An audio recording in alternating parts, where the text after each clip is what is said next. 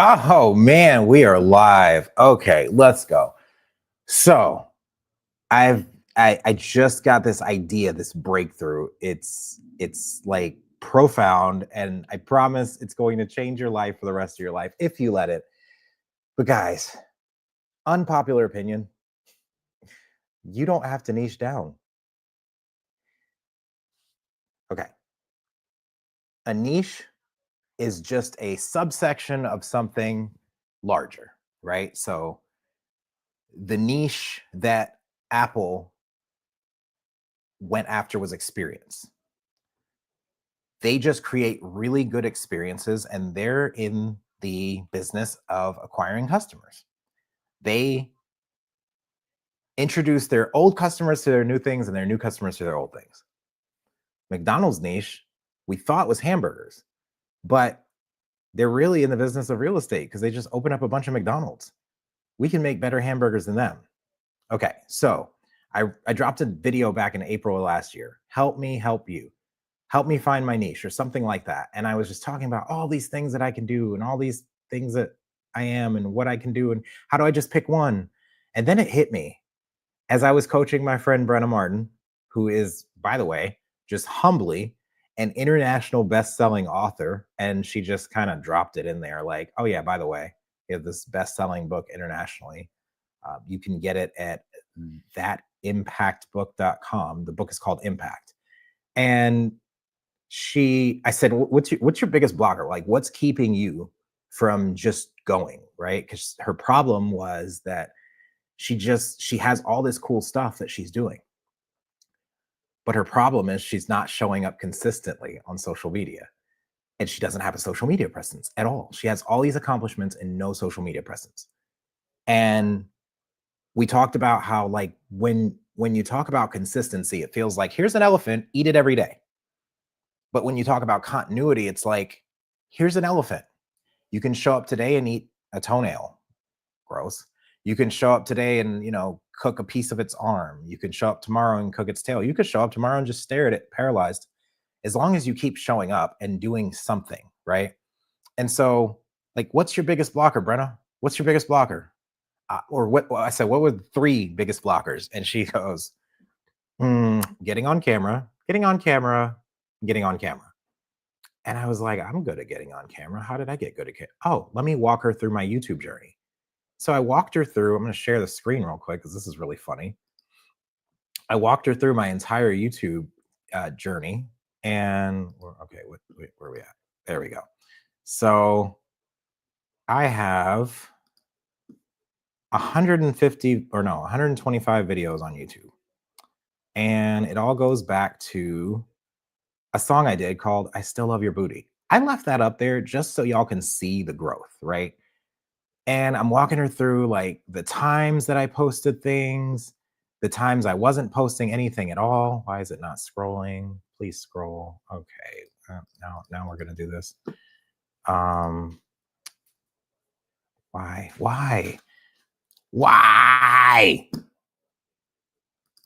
Okay. So anyway, I don't even need to share because I'm not going to go through all this. Yeah, it's just going to stay right there. Okay, we're done sharing because it's not cooperating. So I'll just tell you the story. So I'm walking her through, I'm showing her all the stuff, how long it took me between videos, what I learned from posting each video. And I had a revelation as I was doing it. It was like, I've done a lot of really cool stuff that's worked. I've talked about a lot of really vulnerable things on camera. And when I started, though, I was really shy. I didn't want to be on stage in front of people. I didn't want to eat in front of people. I was afraid of everything. I used to be introverted. And I believe I was conditioned introverted because I was an extrovert that was, hey, we're on camera. The dogs love to get crunk when I'm talking because I'm getting crunk. Energy transfers, it doesn't die.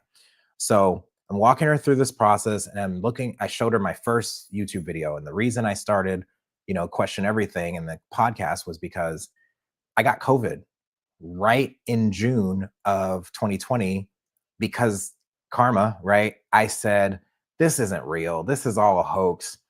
Do you even know someone with COVID? And then I became the person and my inbox started blowing up. How is it? Are you dying? What does it feel like? What are you doing for it? And I'm like, oh my gosh, I'll eat that. I'll put my foot in my mouth. And whoo, okay. So I'm walking her through it. I'm showing her the process. I'm showing them how cringy these videos are. And they're there for you to see. They're there for the world to see. Eventually, it's going to be evergreen content. I'm never going to delete anything. And you're just going to see this whole process of where I came from and where I'm at now. And I hope that it inspires you. So I'm starting this new journey because I got a $10,000 YouTube strategy for lunch with Arvin Haddad, who's the mansion guy on YouTube. You could check his videos out. They're incredible. This guy just rates other people's mansions, but he's a real estate guy. And he watches other people's videos, stops, talks about it, and he's a real estate agent, so his strategy is really, really cool. He just rates other high-priced mansions, and then if you want to buy them, he just happens to be a real estate agent. So his suggestion for me was to just speak from the heart, because that's what I do. I can meet you, and in 2 minutes, I can have you in tears and in your heart and doing something you've never done before. That's my gift. How do you monetize it? Book a clarity session. I've got 3 different tiers. I've got coaching programs. And if you want the help, this is what I do for a business now. I'm not employed. That's why you see me on LinkedIn, YouTube, and Facebook, because this is my job now. So I'm going to be showing up every day, speaking from the heart, teaching people to speak from the heart. And if you want to jump on, you can DM me. I'll send you the link to jump on StreamYard. We can have a conversation. You can comment on YouTube. Let me go so I can see these comments, just in case y'all are commenting. Yep, there's comments. Hey, what's up, Elijah? Hey, Francine. Love it. Love it. Okay. So people are popping in. They're watching. They're loving it. Okay. Send me questions. What questions do you have about what I'm talking about so far? So I'm walking Brenna through this whole journey of where I've been, where I came from, and I'm looking at it and I'm like, dude, this is really good stuff. And I did this all myself. Like, I didn't hire anyone to help. When I was consistent, it was working. When I used to answer the comments on screen and interact with people, that's how I thrive. I got stagnant because I tried to do what everyone else was doing on YouTube. I got stagnant because I'm over here trying to pre-plan and pre-record and over-edit and over-engineer everything. And when I do that, that's not how my brain works. I'm great with, yes, do it messy, get the reps in. And I got the reps in.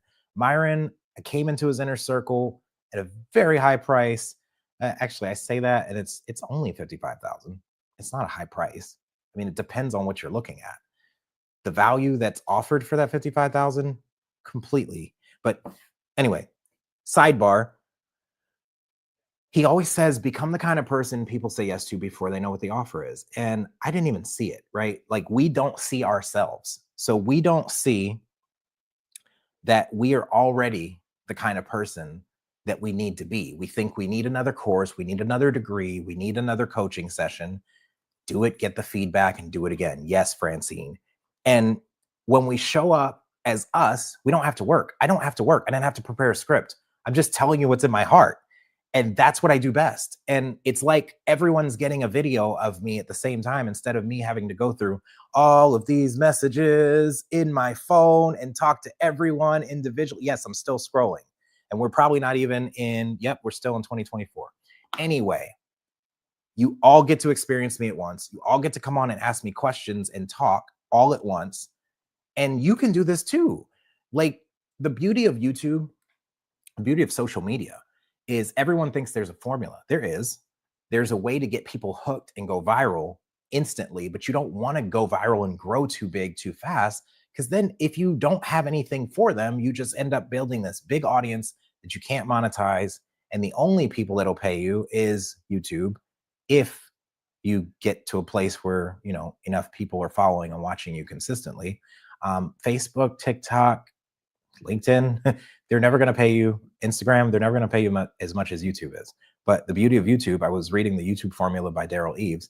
The beauty of YouTube is you're pairing with a multi-billion-dollar company that will pay you to send you ideal clients. They will pay you to send you ideal clients. All you have to do is entertain the people and take care and serve the people that you get on to serve. So this is for heart-led leaders, creatives, coaches who just want to show up and be raw and real. So if you want to show up, be raw and real on video with me, come on, let's do it. Let's have a conversation. But if not, I'm going to have my stream of thoughts and hope that something that comes out of my heart helps you. So I'm coaching her. I'm seeing this come up. I'm seeing a pattern in my life of helping other people get past their blocks and giving them strategy and coaching them all for free and seeing people elevate fast because I've broken off that shackle. And then sitting here strategizing, having 1,000 conversations with ChatGPT about what it is I should do and how I should do it and what steps and what's next. And I got like 500 Google Docs with 50 subtabs each of all this GPT garbage that I'm never going to use. Like, it's all in here. The greater framework, it's all in here. I am the greater framework. I am greater. You are greater. We are greater. The G in greater is for grounded in your own unique story. Grounded in your unique story. Did you hear me? Your unique story. Not mine, not Myron's, not whatever coach you follow, whatever mentor you follow. Yes, get their mentorship, but eat the fish and spit out the bones. Did you hear me? Eat the fish and spit out the bones. So, the greater framework, let's go. She wants to know what the greater framework, that's what I heard, and what the greater framework is. So I have a format for this before I take you on this rabbit hole. What if you're already equipped for the thing you've been avoiding? Like, what if you're already equipped for the very thing you've been avoiding? Like, what if the very thing that you are afraid of the most is the thing you need to do? What if? And if is an acronym. Impact, freedom. That's all people really want. They think they want more money, but what the money gives them is freedom. They think they want, well, they know they want to make more impact, but the reason they want the freedom and the money is so they can make more impact, because you can't make an impact without money. Everyone knows that, but you can nowadays. Today is the greatest time to be making an impact because there's no middleman between you and being in front of people. Like, I just had to put a couple things in, schedule something, hit a button, and now I'm live and I'm talking to people. I didn't have to get an agent. I didn't have to get signed. I didn't have to get on television. Like, I'm on television for my people, whoever wants to show up. And if I keep showing up consistently, anyway, okay. So you get it. The greater framework. What if? Love that question. Thank you, Francine. The greater framework, grounded in your unique story. Who are you? Like, what is your unique story? The story that only your fingerprint, only your DNA holds. The experiences, the background, leverage your background. Like, who are you? What have you done? What value have you brought to other people? Like, you're not bragging. You're not pompous or arrogant. You're not cocky. You're confident. Confident in being humble. What is humble? Humble is, I'm not more than I am. I'm not less than I am. I simply am. I am that I am. I am me. I am Gregory. I can't be anyone else. And I'm done trying. Like, this is who I'm going to be. If it doesn't make sense to you and I'm not speaking to your linear brain, then you're probably not my people. But if you're going to flow with me through this, cool. And I want you to take that too. Like, talk to your people, create. I don't know if you've ever been in a circle of a guru that is, yes, yay, no excuses. Let's go. Enough is enough, which Francine is doing a challenge called the Enough is Enough Challenge. You should really look into that.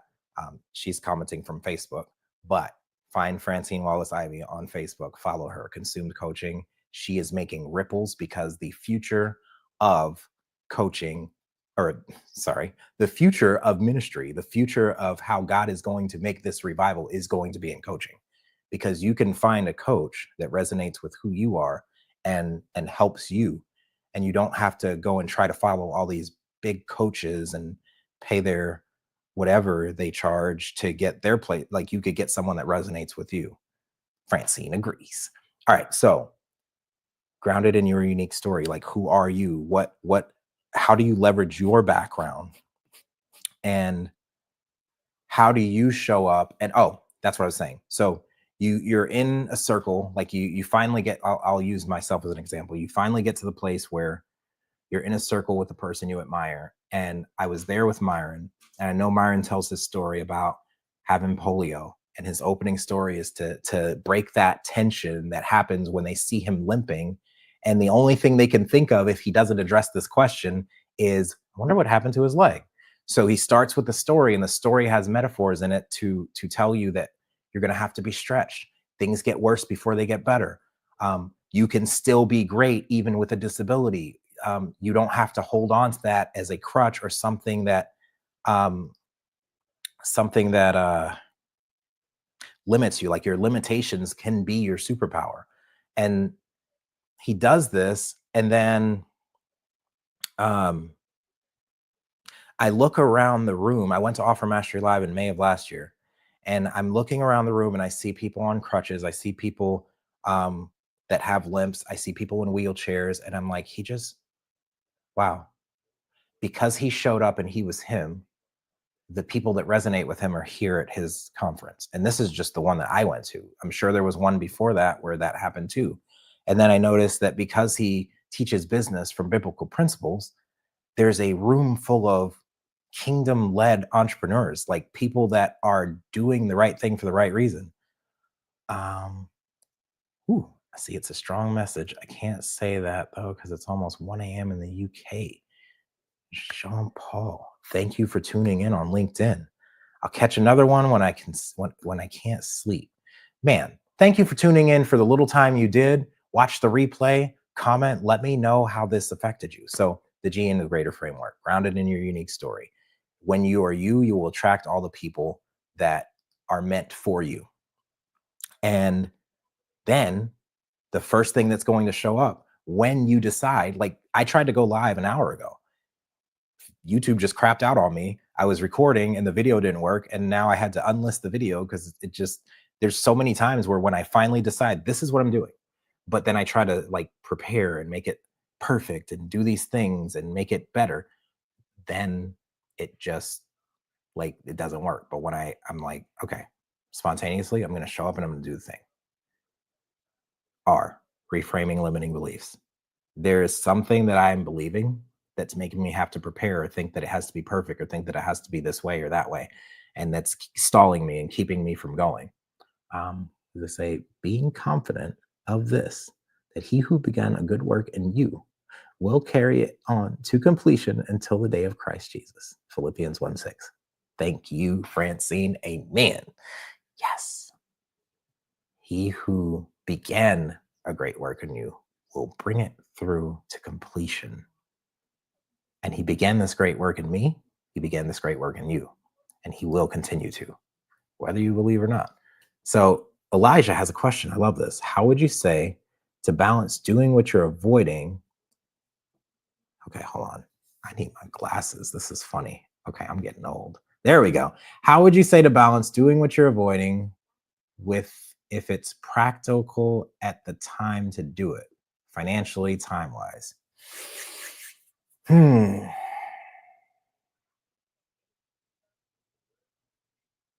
Okay, so I think I understand what you're saying. So I'm trying to balance what I'm doing or doing what I'm avoiding with, if it's even practical to do it at the time I think I should do it. Financially, I would say, like, if you're trying to buy a house, but you don't have enough saved up for down payment, is it practical to buy it? Probably not. But if you've been avoiding even looking at houses because you don't want to hear no, then yeah, get out there and find out what, you know, take that financial snapshot, see where your credit's at, see if they're going to deny you, see when they deny you, why they denied you, and how you can fix it.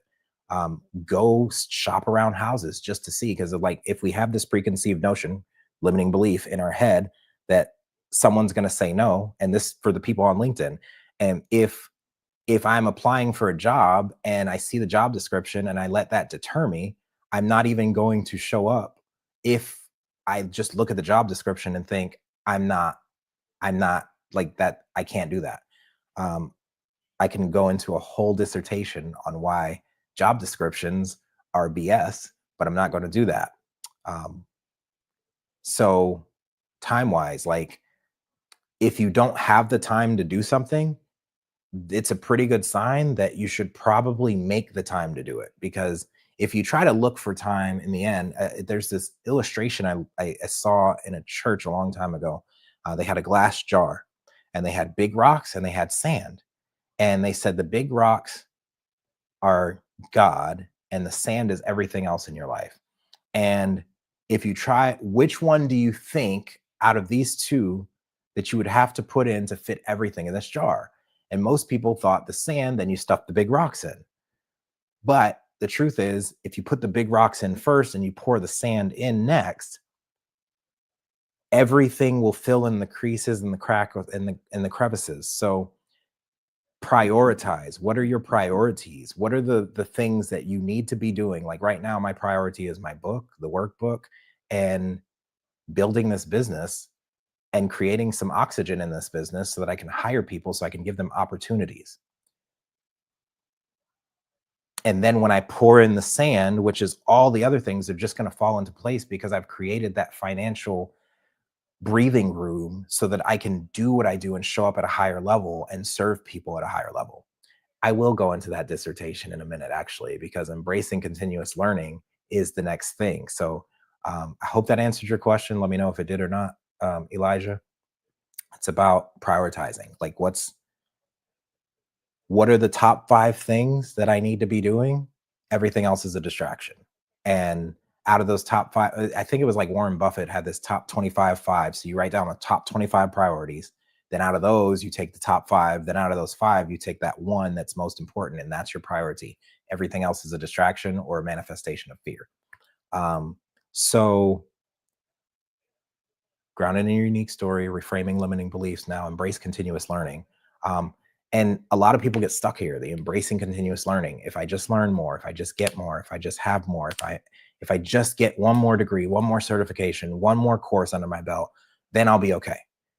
Well, when we embrace the continuous learning, we're embracing it. And when you hug someone, you don't want to hold on for like 20 minutes. That's awkward. You embrace the continuous learning, then you let go. And you let that embrace fuel you to teach others what you just learned, because that's how it sinks in. When one teaches to learn, one teaches to learn. I'll say that again. When one teaches to learn, one teaches to learn. So embracing continuous learning, like you have to, the difference I've seen in being in the lowest of low places and the highest of high places, boardrooms with billionaires, millionaires, and CEOs, and trap houses with crackheads. You shorten the time between learning and action. If I learn something, the best way to find out if I actually know it is to go teach it. Because what's going to happen is I'm going to know whether I know the course material or not. And the faster I do it, the more of it that is in me, the better it's going to stick. And the questions that come from that are going to be something that if I don't know, I'm going to have to go find out. And that's how I embrace more learning. So I go give learning another hug. I go to the library and I hug a bookshelf because I'm a weirdo. And I get the books by osmosis, and then I walk out with new knowledge. No, that's not how it works. You actually have to read the books. Okay, embrace continuous learning. Then GREA, action-oriented goals.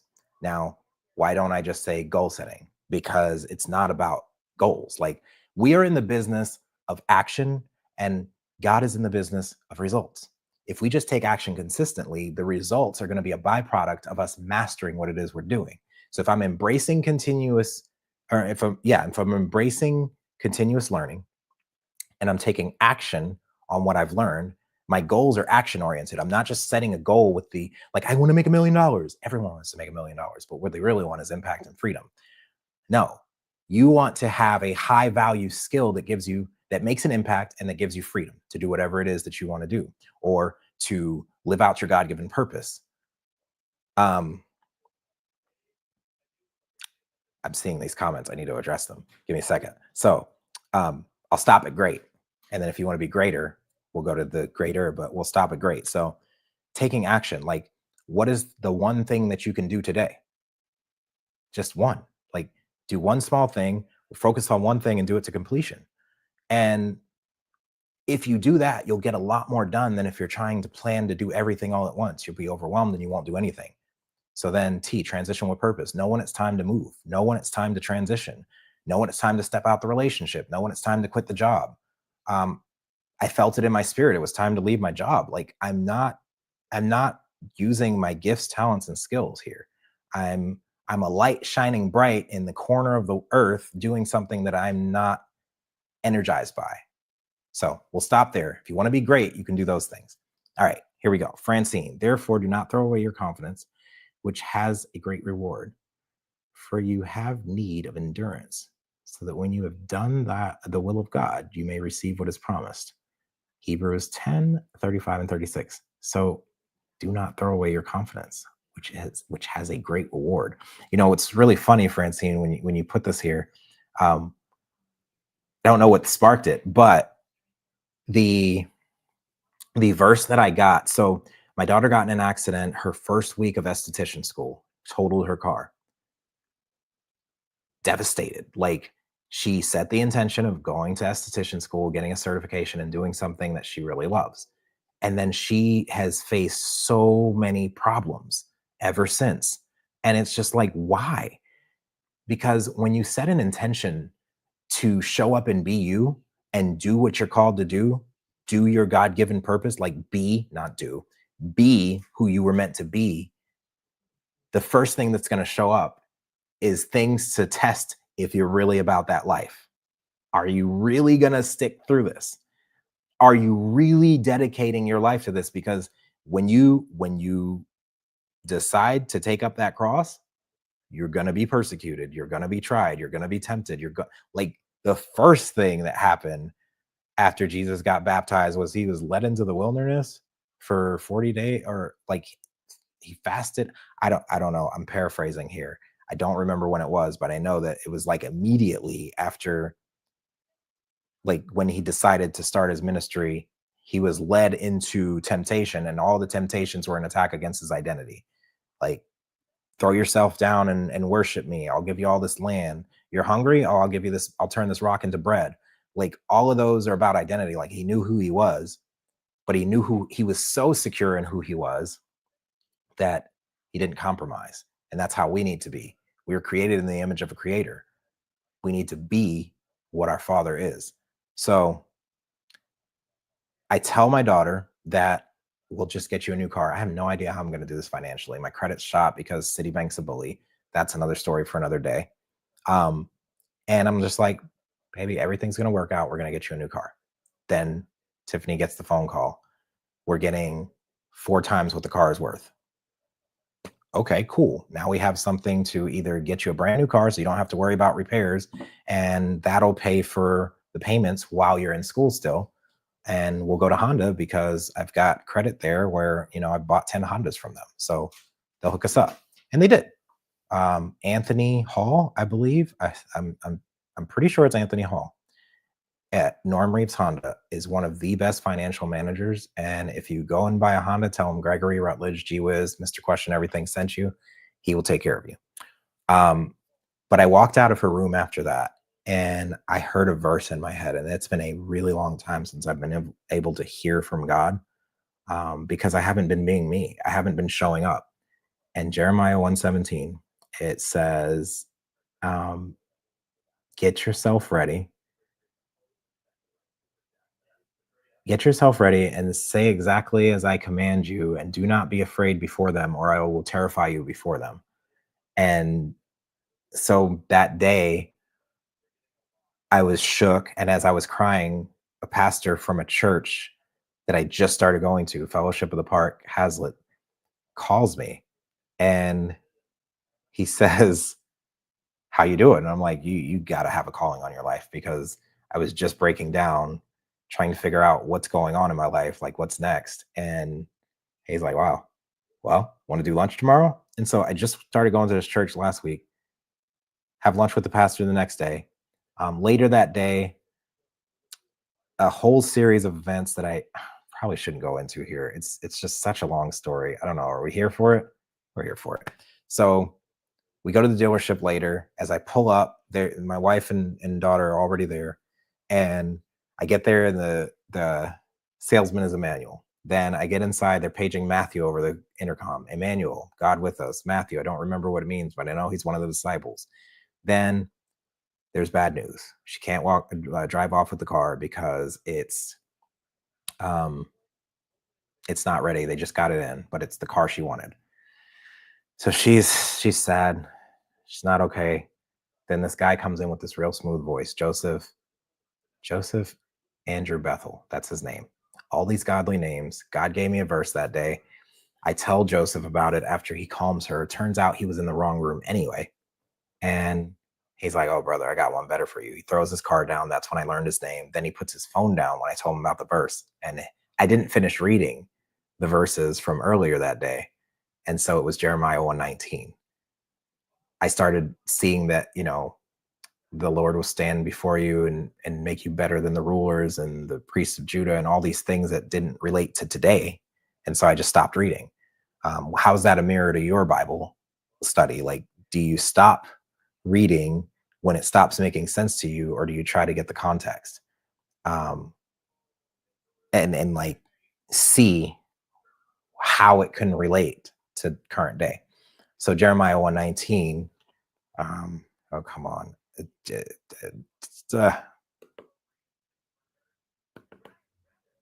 Okay, well, it doesn't work right now because do not disturb's on, but I'll read the full verse for you because this is so cool.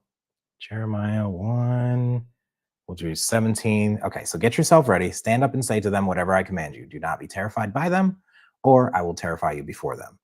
Today I have made you a fortified city, an iron pillar and a bronze wall to stand against the whole land, against the kings of Judah, its officials, its priests, and the people of the land. They will fight against you, but will not overcome you, for I am with you and will rescue you, declares the Lord. This is what he gave me on that day. And I've been messed up ever since because I'm like, little old me, like you, okay. So you're going to tell me what to say? And I just got to show up. And it was mind blowing. Then I got a vision a couple weeks later, after the possibility of managing a studio in Fort Worth came up. I couldn't sleep after that. I'm like, this is insane. And God woke me up at 3 a.m. and he says, I gave you the space. I gave you the talent. Stop trying to build and go feed my people, or go connect my people. That's what it was. So the whole reason I'm showing up like this is because if you want to hop on camera and have a conversation with me, that'll be so much more fun than me talking to myself. The StreamYard link is in the post on Facebook and linked to, I think it's everywhere that I posted this, but if you want to hop on and have a conversation, come on. So great. Grounded, reframing, embracing continuous learning, action-oriented goals, transition where purpose, know when it's time to transition. So I knew when it was time to transition, even though it didn't feel good in my spirit, I resigned from my job. And I was like, I got to do this. I've got to do this. And I've got to burn the ships. I've got to burn the boats. And that was the reason I started going to that church. They had a thing outside. Their series at the time was called Burn the Ships. I'm like, yes. And that's what brought me into the church. God knows what he's doing. Like God kisses. That's how he speaks to me, is through these serendipitous, coincidental moments that are too good to not be him. And so Francine says, you are so powerful and confident at connecting with anyone and everyone. It's your superpower. How do you develop that gift? Well, I'm glad you asked, because that's where the E in the greater framework comes in. Empower your network. I don't just go and connect with people to be transactional. I connect with people because I'm genuinely curious about people. Question everything.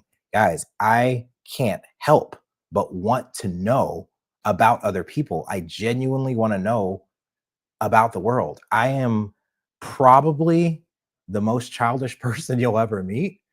And I've tried to like beat it out of myself. I got it beat out of me when I was younger. I was a conditioned introvert because of it. Everything in the world that told me I was wrong for being me, well, guess what? That's exactly why I'm successful. Because being me is easy. Being you is easy. How do you show up powerful and confident? I don't know.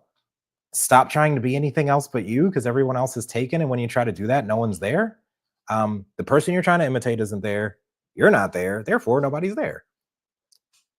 It's so funny, but it wasn't always like this. And it's not easy. The quote that changed my life back in 2008 was, do one thing every day that scares you. Eleanor Roosevelt. I was in a Spencer's. I saw that, put it on the back of my car as a bumper sticker for other people because I ain't afraid of nothing, right? I was 20 something years old. I'm not afraid of nothing.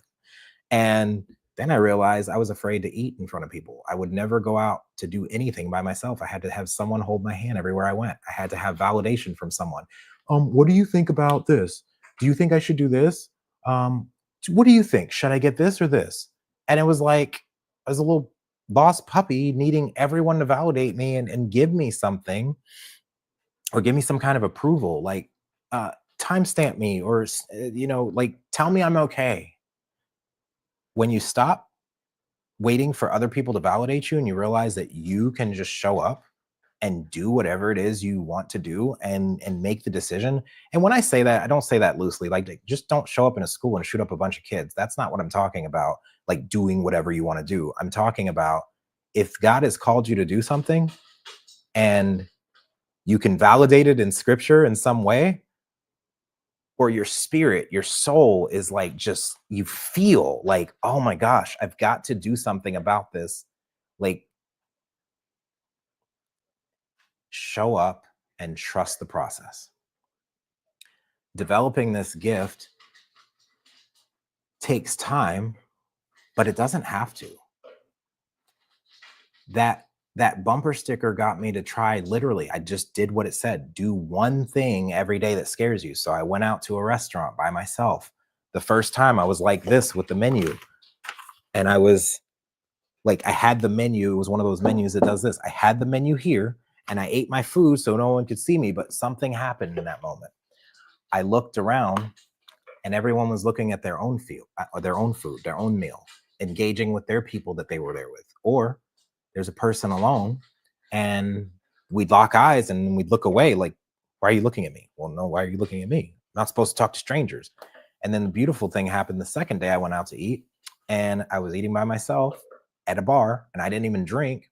And someone's sitting over here and I just was like, what's your name?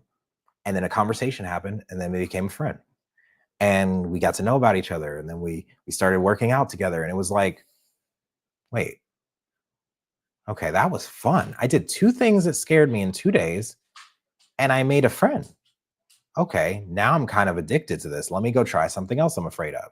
So I drove without a GPS and I got lost and I found myself and it was like, oh, that's cool too. And then it just turned into, if anything scares you, face it head on so that nothing stands in your way. Because the fear, the thing you're avoiding, like that's the whole reason I tuned in for this today. The very thing you are avoiding is the thing that's going to be your breakthrough.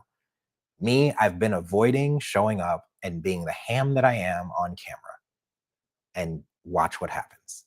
So I hope that answered your question, Francine. And I did answer your question, Elijah. Nice share, quoting Warren Buffett. For those of you that don't know, Elijah Bilal has a podcast, several podcasts actually, but he has a Side Hustle Society and the Financial Anatomy of Success, I believe. No, Your Financial Anatomy. Oh, hey, hold up. He's going to jump on the stream. Come on, man. Come on in. Let me... I can hop on the stream if you're having guests. I don't see a link in the description though. Could you post the link in the chat? Yes, I can. Boom, hop on. Let's go. So he will come on and tell you exactly what it is he does.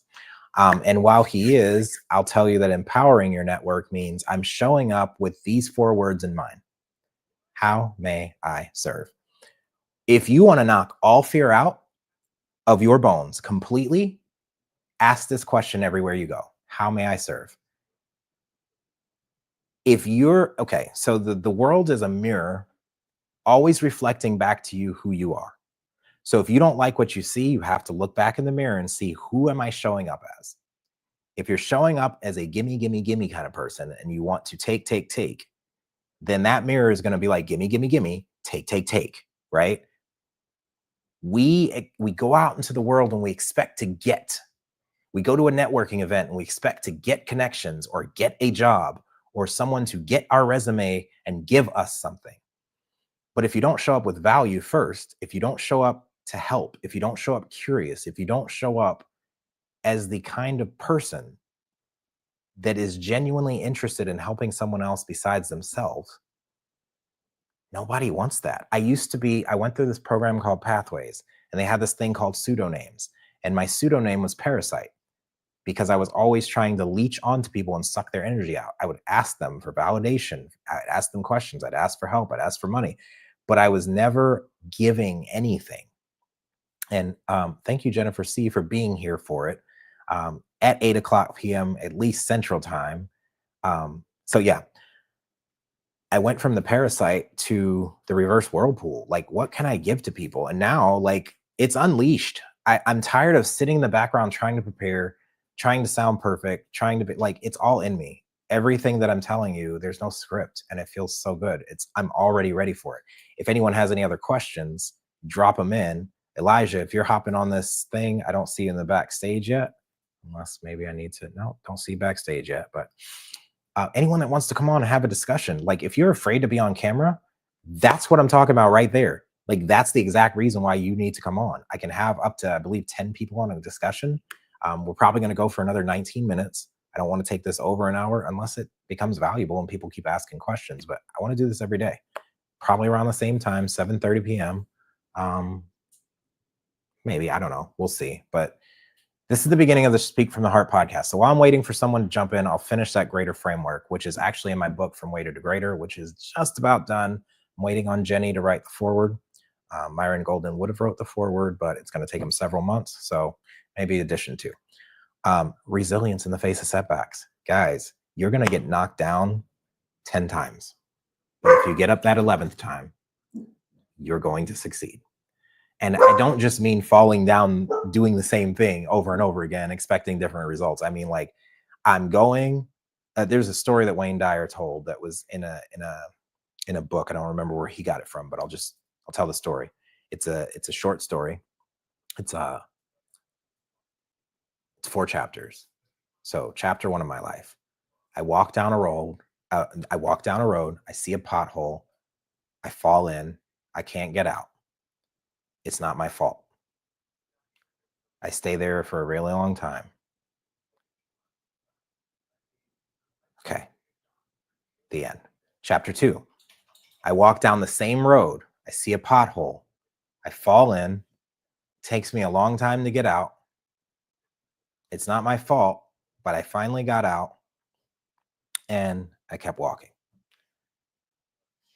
The end of chapter 2. Chapter 3. I walk down a road. I see a pothole. I go around the pothole. That's the end of chapter 3. Okay, you ready? Chapter 4. I walk down a new road. And that's all you're doing when you're rapid prototyping. You're like, does everyone know the five-step design process, design thinking, which is really, as Paul Good described in our M3 Plus meeting the other day, it's really just clear thinking. Like empathy, everything starts with empathy. So empathize, define, ideate, prototype, test. We're going to care about who it is. We're going to define what their problem is. We're going to come up with ideas. We're going to build something and we're going to test it. Then we're going to go back to them and ask, does this help you? Okay. If not, define why not. Okay. Let's come up with some more ideas. Let's prototype something else. Let's test that thing. Then go back and keep going through it. Elijah is here. You ready to come on stage, Elijah? I'll wait till you sit down. I see you. Come on, man. Let's go. Can't find the link either. Okay, let me post it on Facebook. Can I post? Oh, I can't post it on Facebook. Francine, I'm gonna text it to you real quick. We're gonna do this. Okay, hold up, guys. Hold up. Wait a minute. Let me get some people in it. Okay, I'm making songs now. Let's go. Where is my text messages? Okay, you know what? Cool thing about Apple is when you copy a link and you have an iPad and an iPhone, you can just go somewhere else and paste that link. Okay, hold up. Thank you so much for your patience, guys. Oh, no, that's not working. Why is it not working? Oh, there it is. Okay, there you go, Francine. And If one of y'all will put that in the link on Facebook, we're about to have a deep discussion. Come on, Elijah, let's go. What's going on, brother? What's up, Gregory? Can you hear me? I can hear you. Can everybody else hear him? Ooh, Jennifer's excited. Let's go. I'm so excited. She just can't hide it. You tripping me out with that. What you said a few seconds ago. Wait a minute. Let me put some. If I remember right, well, I'm not gonna say it because maybe your show is family friendly, but I just remember Cat Williams saying something very similar. Those who've seen maybe the Boondocks or some of the stand-ups, they know where it was going. Yeah. It is family friendly. I would like to, if someone's watching this with their grandchildren there, I would love for them to be able to tune in. We all know how to speak French in our own homes and when we stub our toes, but it's lazy. Wow. It's being lazy with language, and we're better than that. Okay. So what's going on in your world, man? I look, I'm saying I speak actual French and I speak the French we're talking about, which is not here today. So thank you for keeping it friendly, family friendly. So this is the guy I was talking about. Elijah has how many YouTube channels do you have, brother? Well, technically 4 if you count the vet gathers, but I get, but yeah, if you count like I'll say the ones I've included with my brand.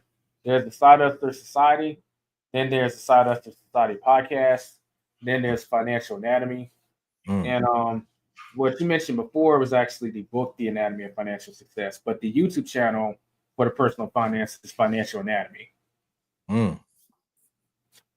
Okay. So I knew it's Financial Anatomy because you have a whole framework around, like, I don't even remember. You told me this and I haven't got the book yet. Oh, Francine is here too. Oh, this is about to be so powerful, guys. We've got the powerhouse trio in the house right now.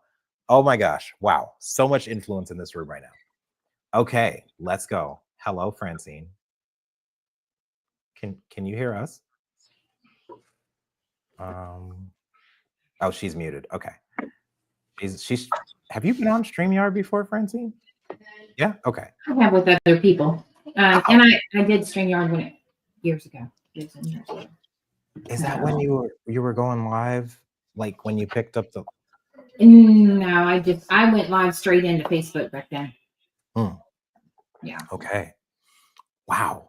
This is great. So, like, if people are still watching and they have questions, we've got some powerhouses. Francine is the CEO of Consumed Coaching, and she is revolutionizing not only coaching, but the kingdom of God. And it's so crazy because Elijah is not particularly a believer, but wait, I don't want to speak for you, but what are your views on, because this is about to be a really good conversation.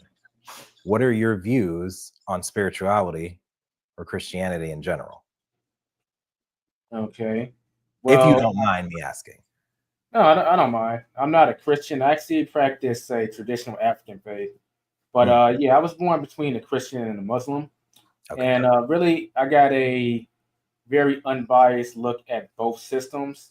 I saw that in terms of what I want to achieve in life and certain spiritual aspects, neither one of them really offered that. So when I looked into certain traditional African systems like ancient Kemet, sometimes the Yoruba or the Ifa, I saw that they had a way of living that was able to hold people accountable, keep them moral, and gave them a framework to achieve what they wanted to achieve. Wow. See, this is the power of questions, because I just assumed you were atheist, right? When you would tell me, yeah, I watch Ryan, but then he starts talking about the Bible, and then I just don't want to. And so I was like, okay, I guess he's just not a believer. And okay. But if I ask you a question, I get to find out why. And so you have a non-biased approach, and you're like me, where it's yes and. Doesn't have to be either or. Well, I think we live in a society of assumptions just in general. And people don't inquiry because they're either not curious enough or they just want to confirm their own bias so you can be whatever they want you to be in their head. But if they are genuinely curious to see what you actually are, when they this is everything. We're not even talking about religion. We're just talking about everything. Yeah. They actually see you for who you are and what you can provide, and see how you can slot into their life and how you can slot into each other's lives and really complement each other. But you have to sit down and actually figure out what they stand for, what they quote unquote know, etc. And most people don't have the introspection to do that because most of the time they haven't actually sat down and did it for themselves. If you haven't done it for yourself, how are you going to do it for another person? Amen. Yes, sir. And may I even say Ashe? Man, that's powerful. Francine, what are your thoughts on that? Oh, you're muted. Wait, no, I just can't hear you. I can't either. I'm actually kind of curious. I think I heard her say that she used to be with StreamYard years back, but she stopped. I wonder if there's a story behind that. Because I've had my thoughts about StreamYard too. But yeah. I don't know what happened to Francine's. We could hear her a second ago, so I don't know what happened. Maybe okay. So I learned about StreamYard while we're waiting for her to get her audio fixed. I learned about StreamYard because my wife was watching that lawyer Emily D. Baker right around the time those trials were happening, and she was covering the live trials. She blew up on YouTube, and then that became a thing. Like lawyers stop being lawyers and go on YouTube, and they just stream, you know, the stuff live and watch it and comment on it. And when I was trying to figure out like how to go live everywhere at the same time, she's like, just use StreamYard. That's what Emily uses. And so I downloaded it and I played with it, and I'm like, wait, you mean I don't have to do any editing? Like I can just like go live and talk and it's done and it's out there? Are you there, Francine? Oh no, what is going on? What happened? Oh, you're muted this time. I'm muted in here. Too many things. I've got a board. I got way too many things going on. My phone was, because I had you on Facebook on my phone. So my phone was trying to connect. So got it. Yeah. So you were asking about StreamYard. I think at the time I was going Facebook Live straight into Facebook, and then I, now I coach by Zoom, so I shoot Zoom into everything. It just makes things easier. I'm in that place where I'm like, I'm really done learning different things. And I'm just like, let's just get it out there and do it, because I'm not trying to be a producer or anything. So I'm good with it being a little bit raw and real, I guess. I don't know. Until I hire a whole team. Maybe then I'll change that. Okay. Yeah. I know some people left StreamYard because they went up on the price and they didn't add any like features. Yeah. And I've always found that interesting. I don't blame them. But I do remember the old days when StreamYard wasn't around. And when I used to stream, this is back when I only had one YouTube channel, and it was called the Uber Lifestyle. I had to download OBS and really do a lot of heavy editing and come up with a structure to stream and all that. Now, in all fairness, I could do that right now and come up with a superior outline that's compared to anything I could do with StreamYard. But the fact that I could just hit a button and like boom, it's live and it's pretty convenient. I think people underestimate that. So they did. I'll give them credit for opening streaming to a broader audience, because a lot of people, if they had to do all that stuff that I was doing with OBS, they just weren't going to stream. It wasn't going to happen at all. Yeah. We would stream live services, and that's when I used OBS at that point. That was early on. I'm even way back when Periscope was the thing of choice to go live and train and all of that. So, which was before Facebook Live. StreamYard I love because you can stream in so many different places at one time. I'm only building one YouTube channel right now and not really streaming out to the other places, trying to streamline my audience into one place so that I can build like that. So, gotcha. Yeah. I just saw a vision here. So Well, that's fitting with you being a visionary and all, right? Come on. That's good. I like that. And he didn't even have kids yet. It is fitting. It is fitting. But so Francine has been trying to grow her YouTube because she's got a movement. And how many subscribers do you have total between all your channels, Elijah? About 15,000. Okay. Very cool. Yeah. So what advice do you have for the people that are watching that are interested in partnering with a multi-billion-dollar company that will pay them to send them ideal clients on how to get started and what the secret is to growing on YouTube? Well, first thing, I know it's kind of cliche, but I would say you need to find something that you're passionate about. Because one thing that Roberto Blake speaks a lot about is you should make 100 crappy videos before you have any kind of expectation of growing a real audience on YouTube. Because why should someone listen to you if you haven't fully refined your craft and your message and what you like, what you dislike, and built up a level of confidence and charisma on the screen? All that comes with time, and that means you got to turn this camera on, get used to talking to a camera, and no one's in front of you. Like we're looking at each other right now, but a YouTube video, you're staring at the camera, then you're recording, and no one's there, and it'll feel awkward at first. And then you got to keep doing that and doing that, get less stiff, less stiff. People can pull up my very first video on YouTube that I appeared on camera on. That was awkward and stiff as hell. But I leave it up there so people can see, like, well, he didn't start off like this right away. He got better over time. Get those 100 crappy videos out of the way. And from there, oh, go ahead. No, I was just saying, come on, that's good. Get them out of the way. I love it. But the reason I say it's got to be something you're passionate about. If you're not passionate about, let's say you're doing something strictly for the money, the 100 crappy videos, you're going to fall through the cracks somewhere between then because you don't have the emotional stability to keep it up. Yeah. That's why you got to have some passion there. That's right. That's good. And I might even argue, like Myron told me when I was like, you know, my passion, like, my gift is being a visionary. Like I just see visions when people were talking. And he's like, I told him I bring clarity, like I give clarity to people. And he's like, well, see, the problem with clarity is nobody wakes up in the morning thinking, yeah, you know, I sure wish I knew where I could get some clarity today. That's not what people do. Like, it has to be something, yeah, it has to be something you're passionate about, but it also has to be something that people need, like that solves a problem. And what you do, you know, you help people to either find a side hustle or get the anatomy of their finances in order. That's good. Francine is helping people to step into their kingdom-led purpose. I'm still trying to figure out what exactly it is I do because I don't even know what it is I do, but I figured it out when I was on this last mastermind, Speak from the Heart Coach. Like I help people to speak from their hearts and be who they were meant to be. And every time someone's been in my presence, they leave and they're more confident. And they're doing things they've never done before. Thank y'all for hopping on this, you know, stream to show people that are watching, like this is possible. You can just get on with someone live and have a conversation, and there's nothing wrong with that. It doesn't have to be pre-planned. We don't have to have a script. There's still going to be value. Thank you for dropping that gem, Francine.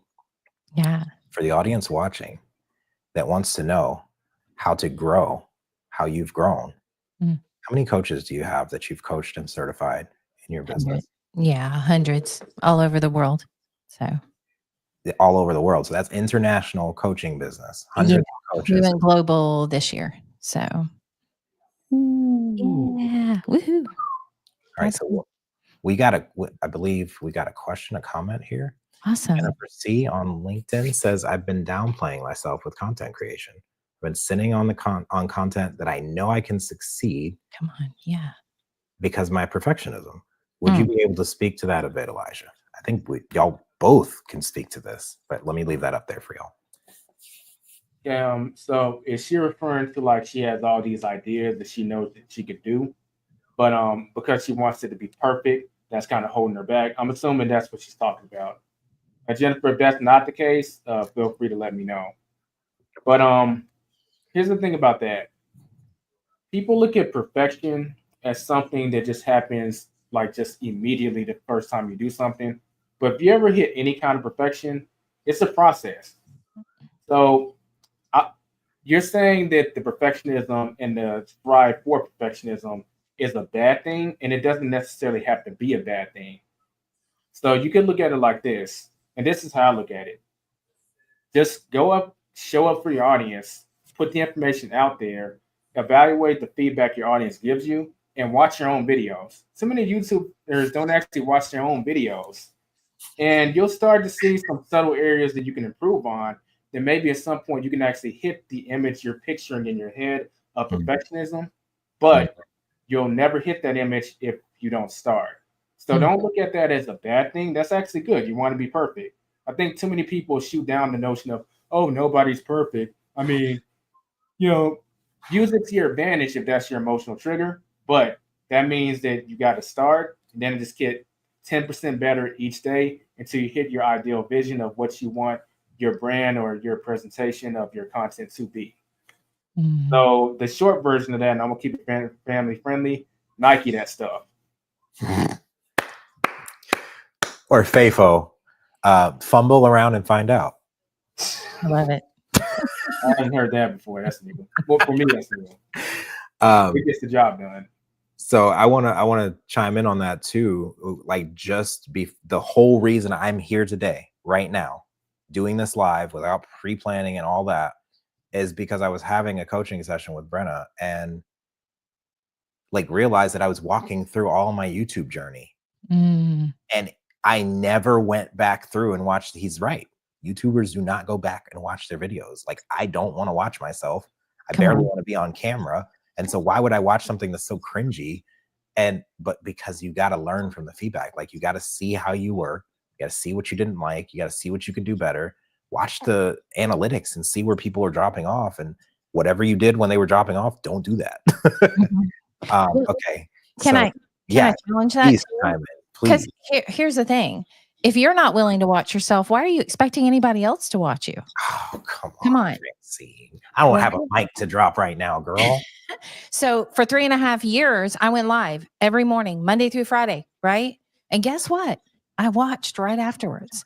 And so people tell me all the time that, wow, how'd you get so good? 3.5 years torturing myself through rewatching myself, right? And learning. And because here's the thing, just getting reps in without adjusting the thing, then you're just learning bad habits. So the reps alone don't do it. It's the reps and the improvement. But you know what I found is that you did better than you think you did. Almost, I would say at least 75% of the time, people rewatch themselves and they're like, oh, it's better than I thought. Like, I thought I was all over the place. Right. Yeah. So it's a lot of times better than you think. And, I agree, Jennifer, perfecting something, right? Perfecting something, nothing wrong with that. But I think a lot of people think failure is the opposite of success, but it's not. Failure is one of the stepping stones to success. It's not the opposite of success. Failure is quitting. Right? Yeah. So falling down, I mean, the first thing they taught me when I went snow skiing for the first time in Colorado was how to fall and how to get up. And I remember sitting there thinking at 21, why are you teaching me how to fall down? I don't want to fall down. I want to learn how to ski. And they were like, falling down is a part of this, right? And it is. I mean, even as a fairly, I'm not an expert skier, but I'm a fairly good skier, I still fall down, right? I've been doing it for years and I still fall down. And part of it is learning how to get up. So yeah, trying to think that you're going to get out there and make no mistakes. Besides, you wouldn't even be relatable to people if you don't, right? True story. Yeah. And like, we're just winging this. Right. And exactly. It's turning out beautiful. People are engaging, and this is just the very first time, right? Imagine what happens week 1, week 2, week 3, as we continue to get different people on answering questions live. Yeah. So good. We can learn from this. So she said next that I am the conduit of connection, collaboration, and clarity. I have a friend that said I was the missing link. I love that. And I'm finding out who I am through other people. And I think that's what we should all do is 3 C's. Yeah. That can be part of your brand in the 3 C's. I've always seen it as bridging gaps, connecting dots, breaking silos. But that's so up here and that's corporate. But conduit of connection, collaboration, and clarity. Yes. Conduit. Okay, enough of me. Next. Yes, and I also have stories and footage that I know because of the niche, it would be successful. I also don't have the equipment to actually post the editing process. I'm assuming you're watching from a phone, if not your laptop. And she said, Nike that stuff. And she said, I'm convicted. She's convicted, Francine. So I was probably about to go into what you were saying, which is just show up. Yeah. Use what you have, right? If you have one of these, you have everything it takes. This is a phone. It's an iPhone. But even if you're an Android user, like some people on this call.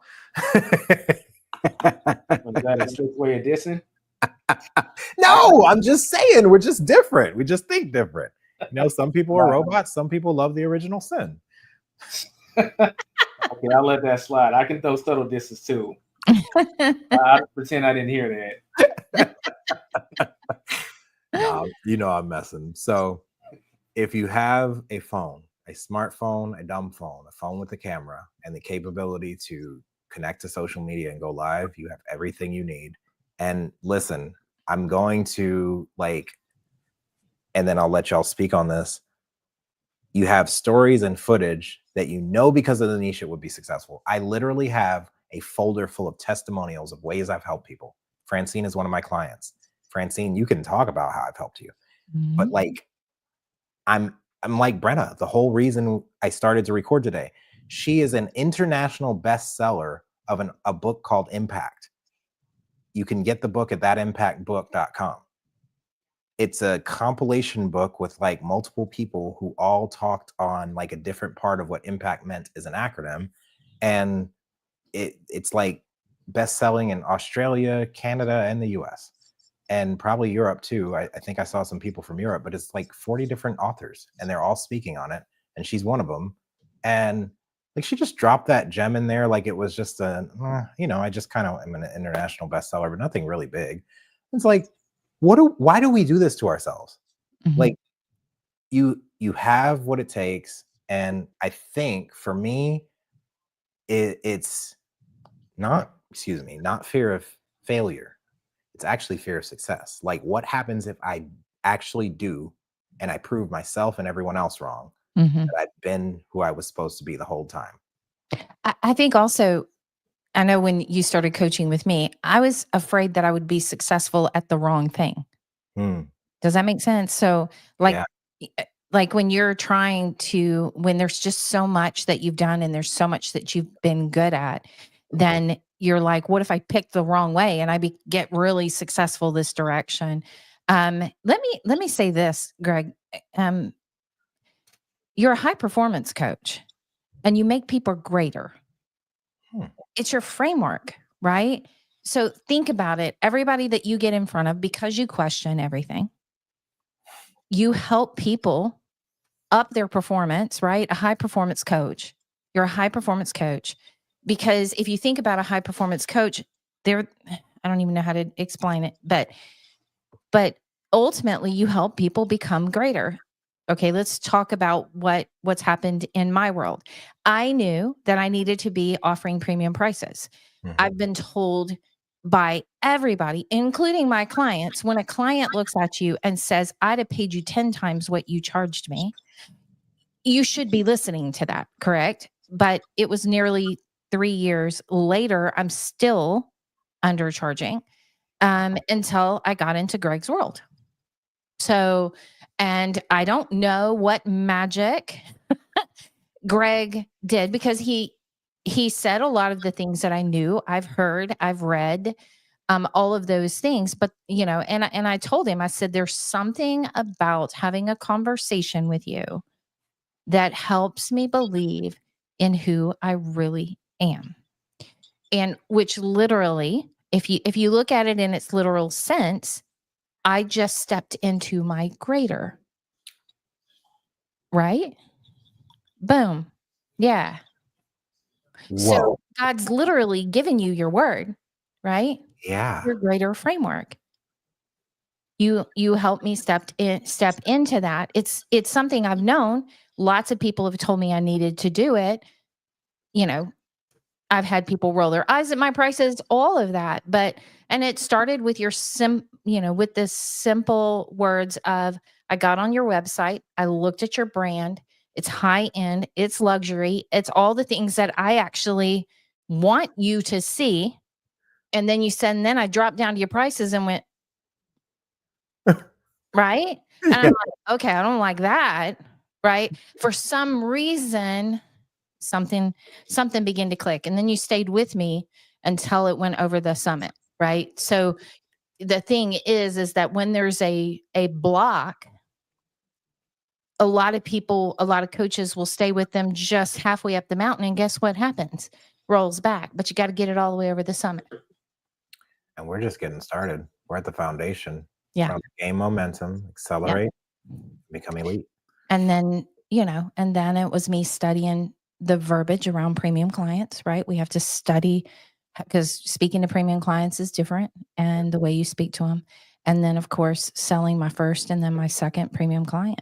So, and going, golly, they didn't even flinch. Like, that's crazy.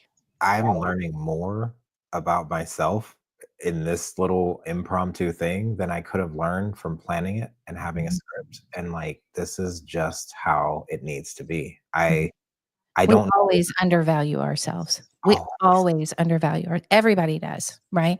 And here's the thing about coaches is that we forget to get vulnerable ourselves because we're trying to be the coach. But the fact of the matter is, if you believe in coaching, then coaches need coaches. We cannot read the label because we're inside the bottle. It doesn't make me less of a coach that I needed a coach. It actually makes me a better coach that I'm aware that I need a coach. It's the proof that coaching is a powerful, powerful, life-changing, transforming thing. So, and that's why I empower other coaches. Thank you so much, Francine, for that just value bomb. And like, I guess that's it, right? Like, iron sharpens iron. Mm-hmm. You see me, I see you, but I can't see me and you can't see you. Absolutely. Elijah, what's on your mind? What's on your mind, man? I know there's something in the financials, in the financial world, that you know about premium clients that you can add to this right now. I just don't know what it is. I saw the wheel spinning. Well, I'll just say this. We have a lot of this depends on our upbringing. So we can have this kind of embedded into us indirectly, or it could be directly, but a lot of us have a limiting belief that someone won't pay X amount of dollars for something. But we actually don't realize how much disposable income is out there. And with that being the case, if you don't price yourself accordingly, someone can actually look at your offer, and in most cases, the price is going to be at the bottom of the page, right? Quite naturally. So they're reading everything. You made the video, it's hitting all the right emotional triggers.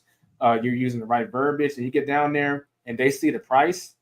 And if it's too low, they may think that, oh, wow, maybe they're not the right person to work with me because, they're cheap, or if it's this undervalued, maybe the value is matching the price. And I need a higher level of value. So they're talking themselves out of the deal. When if you price more appropriate, you could be landing these higher premium clients. And the thing about higher premium clients, these people tend to be socially conservative. And that means they don't have that many friends, but the few friends they have tend to be other premium clients. So if you deliver for them, chances are they're going to run their mouth about you. And this is when you start getting referrals without having to do hardly anything. It's just very, very organic. But that whole process started with you charging accordingly. And you got to break that limiting belief in your head that, oh, well, no one's going to pay this.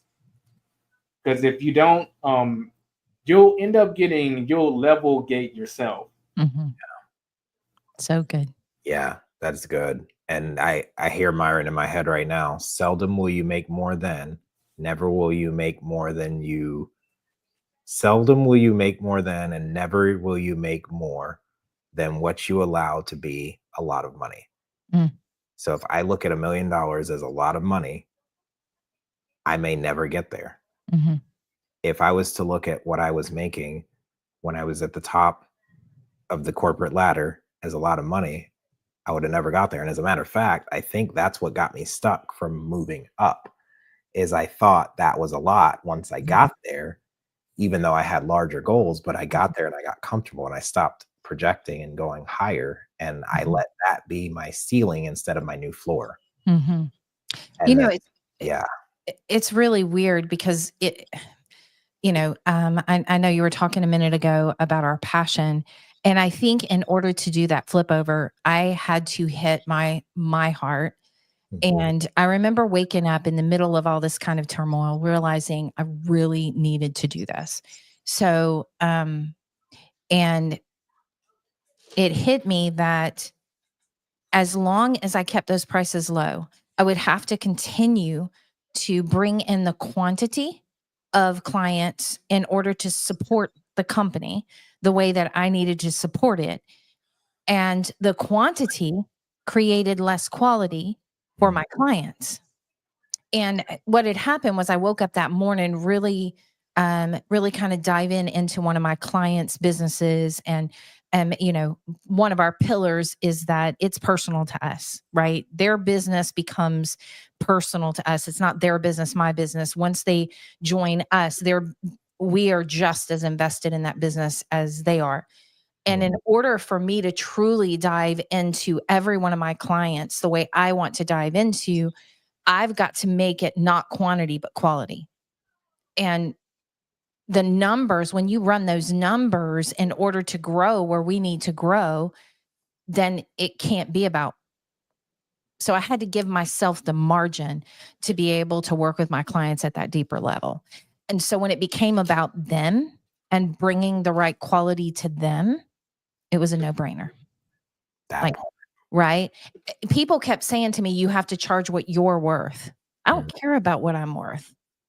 I'm naturally a servant. I just am. I love serving people. Like, I love watching the aha moments and people excelling. I want them to win things and excel and realize who they are and all of that. So for me, that didn't motivate me. I know what I'm worth. And honestly, I'm worth more than even what I'm charging. So that doesn't really do it for me. But realizing that because I was charging so low in order to keep our company afloat, I had to go to quantity instead of quality. And so we were having to serve at a lower level. And that's not acceptable to me. No, because then it's turn and burn. Like when I was a waiter, Exactly. there was those waiters that actually took care of the people and made an experience. And there was those that they're just another table. They're not going to tip you right. Just get them in, get their order, get them out of here. And they would like put a box down as soon as they got their food and just like turn and burn. And I would make 10 times more than them. Yep. Just creating an experience and giving them quality. Now, speaking of quality, we've got LinkedIn user. I don't know who this is, but I was reading it in the corner of my eye, and this is really good because this is a really good point. Been watching this combo and wanted to throw something out there. A lot of focus lately seems to be on charging more, but I wonder, what if we spent that same energy obsessing over client results? Are we earning the right to raise prices by creating undeniable wins? Is the goal to get paid more or to become so valuable that people want to pay more? I get that pricing confidently is important, but if our value isn't rooted in real transformation, aren't we just high ticket? I don't know if the rest is cut off, but I assume, aren't we just high ticket coaches, which I hate the word high ticket. High ticket just means I raised the ticket price, but I did not raise the value. Exactly. Right? Exactly. And that speaks to, I'm assuming that was written prior to what I just spoke to, because I mean, that is what's most important, right? Yeah. So when I go to Walmart, their whole idea is mass production to be able to get the lowest price. When I go to Walmart, I'm looking for the lowest price. Right. But I'm also expecting there to be high quantity as well. And there's nothing wrong with that. A lot of people have communities, and they coach inside those communities for high quality, low cost. And I have a community, and I also have a free YouTube that people can get free information from me. So, and I love having that opportunity for everybody. But I also want to be able to deliver at a high quality to my clients so that they truly, truly can. There's just not many people that will obsess over your business like a coach can if they give themselves margin to do it. So it's not uncommon for us to call a client and say, hey, the team got together, we were discussing your business, and here's what we think are the next moves. And they're like, what, you talked about my business? We're not even on the call. Well, yeah, because it's personal to us. Yeah. And you've given us the margin, you've given us the oxygen in our business. Yes. To not be chasing new people, just trying to make a buck, but like to really dive in to what it is we promised you that we would do and getting you the results. Yeah. So good. And I will say, I haven't posted yet, but this may jump off a little bit, but it's coming from the same point. I really hate this, this messaging that's out there, that says, work less, make more. It's greedy, and it's not a good message, and it's not true. No. Like, it's a marketing ploy, this 4-hour work week type thing that it makes people think and I understand leveraging time. Like, I get it, but I'm seeing a very lazy, kind of slothful expectation that I'm like, are you serving well? Are you doing what you say you're going to do for your clients? Do you really care? So, just speaking into what the LinkedIn user was saying, I think this is big. Yeah, it's huge. It's not just about raising the price. It's about raising the value and the price. Yeah. So that, like, if you're the cheapest, people are not going to believe you're the best. If you're the best, you won't be the cheapest. I don't go to Rolls Royce or Mercedes or Lexus expecting to pay Toyota prices or Kia prices. Like, if someone was selling me a Rolls Royce or Lexus for like $1,000, $2,000, I'd think, what's wrong with it? What did you do? But also, if you went on there and you saw the high prices and you take a Lexus or Mercedes off and you're like, wait a minute, this is a tin can, the luxury's not in it, right? You would have a problem with that too. Yeah. So like what you're hearing about the different service. I expect the salesman to treat me differently if I'm buying a luxury car than if I'm buying a car that isn't. So yeah, I mean, you expect the service to be different. You expect the product to be different. You got to show up. Alex Hermosi has in his $1 million offers or $100 million offers book, he says, when the value drops below the price, that's when people, disconnect. Wow. And so, yeah, I thank you so much to the user who brought that up. It's true. It's not just about raising your prices. Yeah. The value has to stay up too. Yeah. Thank you for being courageous enough to say that. I was hoping somebody would say the thing, right? Yeah. Elijah, you were chiming in there. Those wheels are turning. I know when your wheels are turning. Other people may not, but I know when your wheels are turning. I don't know what I'm supposed to say to that. But yeah, I was thinking, I definitely agree with what y'all were saying, but I did want to add another perspective. So we use the word premium, and we use that as an adjective to kind of describe like what we're talking about. But I really want people to really zero in on that word premium. That means that out of all your offers, this is towards the top, if not probably your most expensive offer. And you got to realize that you can help people achieve results without necessarily them getting the premium package. Because like their products, like their do-it-yourself products, like I'm gonna sell a course. Their I'll do it for you products, like, well, here's this template that you can use to get the result that you want. And oftentimes coaching and workshops and membership, like group coaching, that falls under kind of a hybrid approach of I'm not going to do it for you. I'm going to guide you so that you can get the results yourself. And oftentimes that type of approach is going to land closer to the more premium side because you have to have a degree of interaction with the person to guide them to that place. Mm-hmm.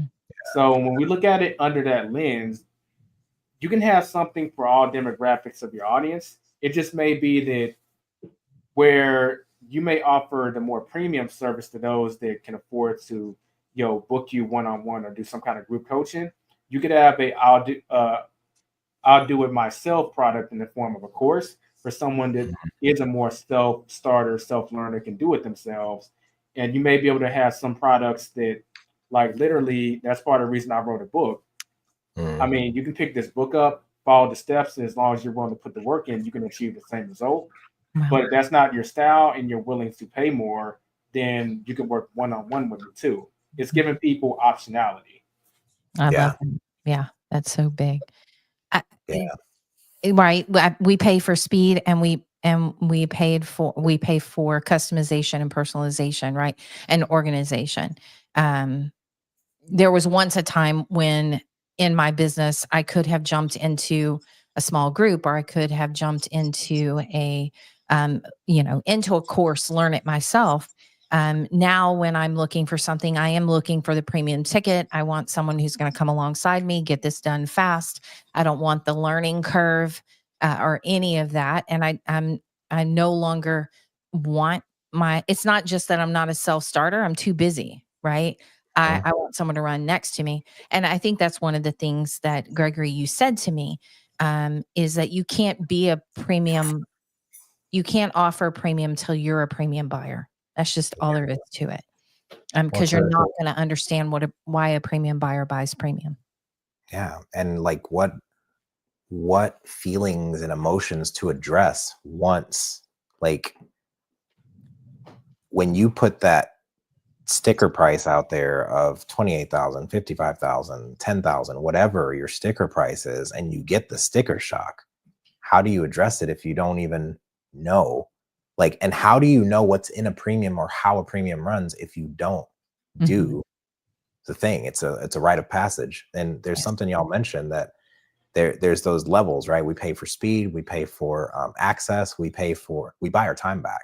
So we all three have a book. Mine is almost ready. I'm working through I'm late, but that is my life. Okay. So forgive me, it's coming, but check your emails, check your spam. It is there for you to review.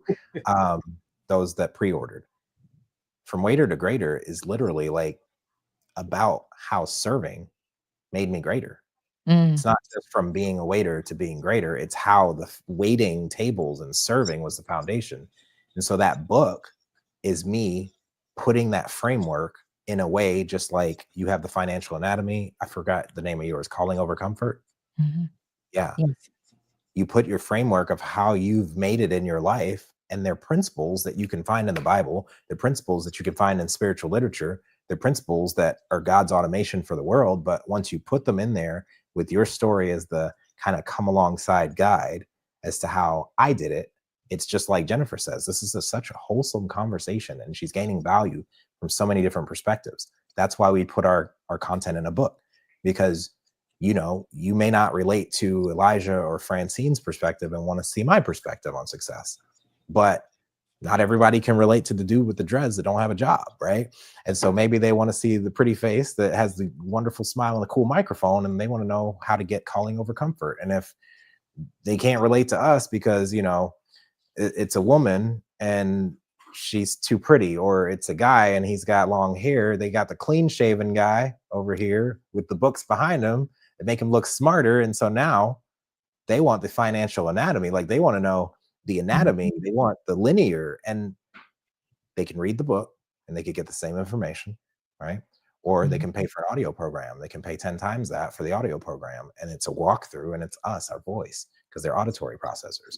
Or they can get a course where we take that audio is taken from the course, and that's 10 times the price of the audio, because it's a little more customized. It's a little more friendly. And then if they, if that's not enough for them, they can join the Inner Circle Mastermind per year, and that's 10 times that price. So we're going 20, 200, 2,000, 20,000. And now they get personalized assistance at least twice a week or twice a month group coaching. And the reason group coaching works better is because if I, like, this is another reason why I'm here doing this with y'all, is I talk to a lot of people one-on-one. I've talked to each of you one-on-one for hours, right? And someone could have got something from that conversation and we forgot to record it. We didn't schedule it. And now we're having these conversations that we would have normally. People are being connected that would have never met each other otherwise. And someone is watching this, getting value. Like, there's multiplication happening here. And then, you want to do a VIP day where you just have, a premium retreat and you get the highest level people in. You charge 10 times the mastermind. That's $200,000. And then you pay for the crowd. Yeah. Yeah. You pay for the atmosphere, the crowd, or pay to get rid of the crowd, right? Yeah. Yeah. And it's the same information, just different customization and different levels. It's a different experience. Each one of those is a different experience. And that in itself is why you have to become a premium client in order to charge premium, because you have to experience that, right? So do it yourself. The book, I can go out there and get all the information, Google AI and all of that, but I have no organization. Whereas a book organizes the thought for me, right? It organizes it, gives me a plan, shows me how to do it. So that costs money, whereas the other is free. Then I can jump into a group. I love community. I love meeting a bunch of people. But then again, if I want to thin that crowd down so that everybody in the room is just like me at my level, asking my questions, so I'm not kind of enduring the questions that I've already answered in my business. Or now I want to thin that crowd down. Now I'm buying more. Then I go from thinning the crowd down to, you know what, I really just want someone focused on me and where I'm at and how to get me to that next. Now I'm buying back my time, and I want some customization here. And so I step into either a coaching or a weekend where we just knock this thing out. Now I'm buying back time, right? Give me a weekend. Let's go through this, tell me what to put into place. And then we can go even to the consulting, where now not only am I getting it, but I now the coach is offering me a team that actually does all the work for me. And I walk away from that weekend with full process funnel and everything in place, right? So with each level, it's costing me more, but I'm getting more. Yeah. And you're getting it faster. And you just mentioned something that I didn't even, there they are. I haven't had my glasses on all day and everything looks very dreamy. But thank you, babe. This eyesight brought to you in part by Tiffany Outlaw. Whoo, wow. Hey guys. So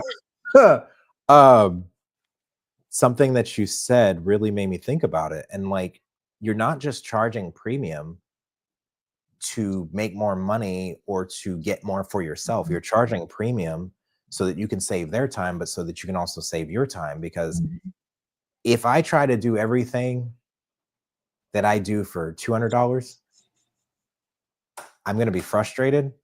I'm going to be trying to do something else to pay my bills, but raise that to 2,000, I can do a little more for that person. Raise that to 20,000, I could probably hire a person to help me do something for them, or take more time without having to worry about how to pay my bills to really obsess on that problem that they have. So I can solve it in an elegant way. If I charge 200,000, well, now I can, like you said, put a team in place. We give you the strategy. And then once we get all those questions to get all the right things out, we put that team on that strategy for you. And the next day you have your funnel built. You build your challenge, you build your event. Yeah. Speaking of events, Francine, you talked about skiing, and now I'm like, we need to like have a mastermind. Let's go. Yeah. In Aspen. Let's go. Just go ski and like, what is it? Skis and success. Ski to success. That's it. There you go. Wow. Yeah, this is incredible. We're about to get weather. Okay. So yep. How's everyone feeling? This has been incredible. Like, yes. Wow. Well, and let me speak to one more thing because of the LinkedIn user. I love it. Thank you so much for adding. Also is the 10-time rule, right? If you can't bring a 10-time rule, if what I'm offering at that price, if I can't 10 times back the results for you, now I'm not saying that in that space, like in a weekend, you're taking a $50,000 and they're going to make 500,000 in 2 days. No, but you're going to set up the system that they can make the 500,000. So not only is it that I'm offering speed, buying back your time, all of that, but if I can't bring the value that 10 times what you paid, then I'm giving you the wrong price. Right. So, yeah. And so, yes, you have to make sure you're not just throwing a high ticket out there because you thought it was a good idea or because someone else is doing it. You got to bring something to the table. That part, not because someone else is doing it, Mm-hmm. not because it's a great idea, because you can actually deliver a 10x result. And that's the formula. Like, what is your high ticket offer? It is 10% of the return you can provide. Thank you, Francine. It's a proven return, right? And so it's huge. Yeah. I'm like selfishly wanting to ask Francine, have I been able to 10x your return yet? We're almost there. Yes. Yes. We have the system in place to do it very quickly. Yes, absolutely. System is in place. I believe I calculated you've got one more to sell to get your return. Yep. 2, if you want to just like, yeah, outperform, which I think you will. Always. But you strike me as kind of a rebel, so I bet you can't do it by next week. Hey, watch it. So Jennifer says, actually already in the pipeline. So that's so funny. Yeah. How would everyone at this panel address I'm assuming she's saying so many side hustles or ideas. Oh, here we go. How would everyone at this panel address having different side hustles and not knowing which one to pursue or even balancing pursuing them all? I can speak to this. So I made a video back in April called Help Me Help You or Help Me Niche Down. And I started talking about all the different things I can do. And I didn't see the through line, the vein, the underlying foundation of what all those things had in common, which was me and my superpower and the value that could bring to people and what that's worth and what that's called. And I learned about it on this call today, but I've been learning. It's a process. You go out there, you try one and stick with it long enough to get some results and see if it's something that is scalable, repeatable, that doesn't burn you out, that fulfills you and the people you show up to serve. And then, but it's about making a decision, because what the problem is, you'll have all these side hustles, they're listed out. They all seem like a good idea. And as you're doing one, you'll have more ideas. And then you have all these ideas piling up. But if you don't make a decision on one, then you'll always switch. So if you're not committed to one long enough, and that's what we mean by niche down, like that, the whole thing when I started today was, you are the niche, but you have to make a decision on one thing you're going to do. That's what I got for that right now. Mm-hmm. Absolutely. Focus. I'm going to be right back. I have got to take a potty break, but I want y'all to answer that too. This is my signature. I love it. So I would say focus is huge. A runner can't run in 14 different directions and think that he's going to get across the line. One of the things that I would say here is you can't catch 2 rabbits, right? So find the thing that brings you the most life, and get focused. And I wouldn't be the only one who says it. Rory Vaden from Brand Builders, he works with people like Lewis Howes, Amy Porterfield, and all of them. And he's big on, if you think about a glass wall and you're trying to break that glass wall from unknown to known, right? Your name then becomes a household name. In order to break that glass wall, if you hit it with something big and flat and wide, it's going to take a while to break that glass wall. But if you pinpoint it, right, and you hit it, if you think about the little thing that breaks the car window if you get stuck in water, right, it shatters it. And so it's about pinpointing and finding that thing, because there's no way to learn all the things. So I would get with someone to sit down and talk with you and ask you questions to find which one. It would be hard to, I mean, I would sit down with Gregory, if you guys, and figure out which of those are your most passionate, has the largest group of people with the biggest problem. There are some filters to help you figure out which one. And as soon as you figure out which one, dive fast and get your reps in. And yeah. Don't be a tortoise on it then. Be the rabbit. Go. Let's go. Pew! And it's almost Easter, so it's time for the rabbit to come out. Mm-hmm. Tortoise in the hare. Don't be the tortoise. Be the hare, but don't stop and play around. Don't be, get the reps in. And both of them finished the race. But if you really, and I'll add to that, Francine, because that's funny, that I was listening and I heard that and I was like, that's so good. If I slap the glass, it doesn't break. But if I accidentally hit it with my wedding ring, it shatters. Mm-hmm. Yeah. Elijah, I know you got something on this too, but I wanted to say this real quick. The metaphor here, if you want to go fast, go alone. But if you want to go far, go together. The fact that she's here, she's asking these questions. Like, I want anyone that sees this right now, that's seeing the replay, that has a question and you think it's a stupid question. I think the stupidest thing you can do is not ask your question. Yes. And that's what we're here for, is to answer those questions.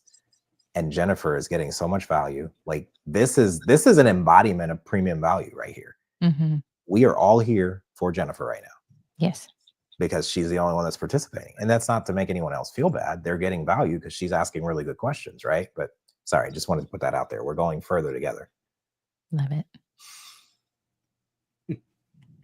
Well, I do have something to say on that matter because, I say this in every single video on the Side Hustle Society. And on the podcast, I'm the king of side hustles. So I have a whole evaluation system I have set in place to find like what's the best trader skill that someone should develop. And that can translate into a side hustle. Right off the bat, you need to know, like, this side hustle, how much money do you need to be bringing in per month? Because that's the reason that essentially you're doing it. So you have to know that magic number first and really sit down and like give some thought to like, how much money do you need? And once you found that magic number, then you go from where I'm about to come from. So I talk about this in the financial personality report that I have that people can get. But there are 6 attributes when it comes to trades or skills. And that's boldness, sociality, technology, attention to detail, creativity, and self-care awareness, or you could just say health. Mm-hmm. Every trade or skill, usually it requires at least 2 of those 6 traits that I just told you about. The key thing is to find out which one of those traits you're bad at. You're usually bad at 2.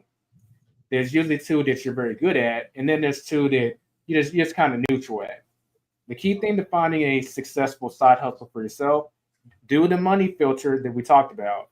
You have to know how much money you're making, because sometimes you could find a trader skill that, hey, you love, but it just isn't going to meet your financial expectations that you need to meet. But here's the important part. You want to make sure that you're not picking something that you hate, i.e. the 2 that you suck at. That's a no-no. Stay away from that at all times. But you don't necessarily need to pick something that's your 2 best categories too. If you can and it makes you the money, that's awesome. But it might not line up that way. Mm-hmm.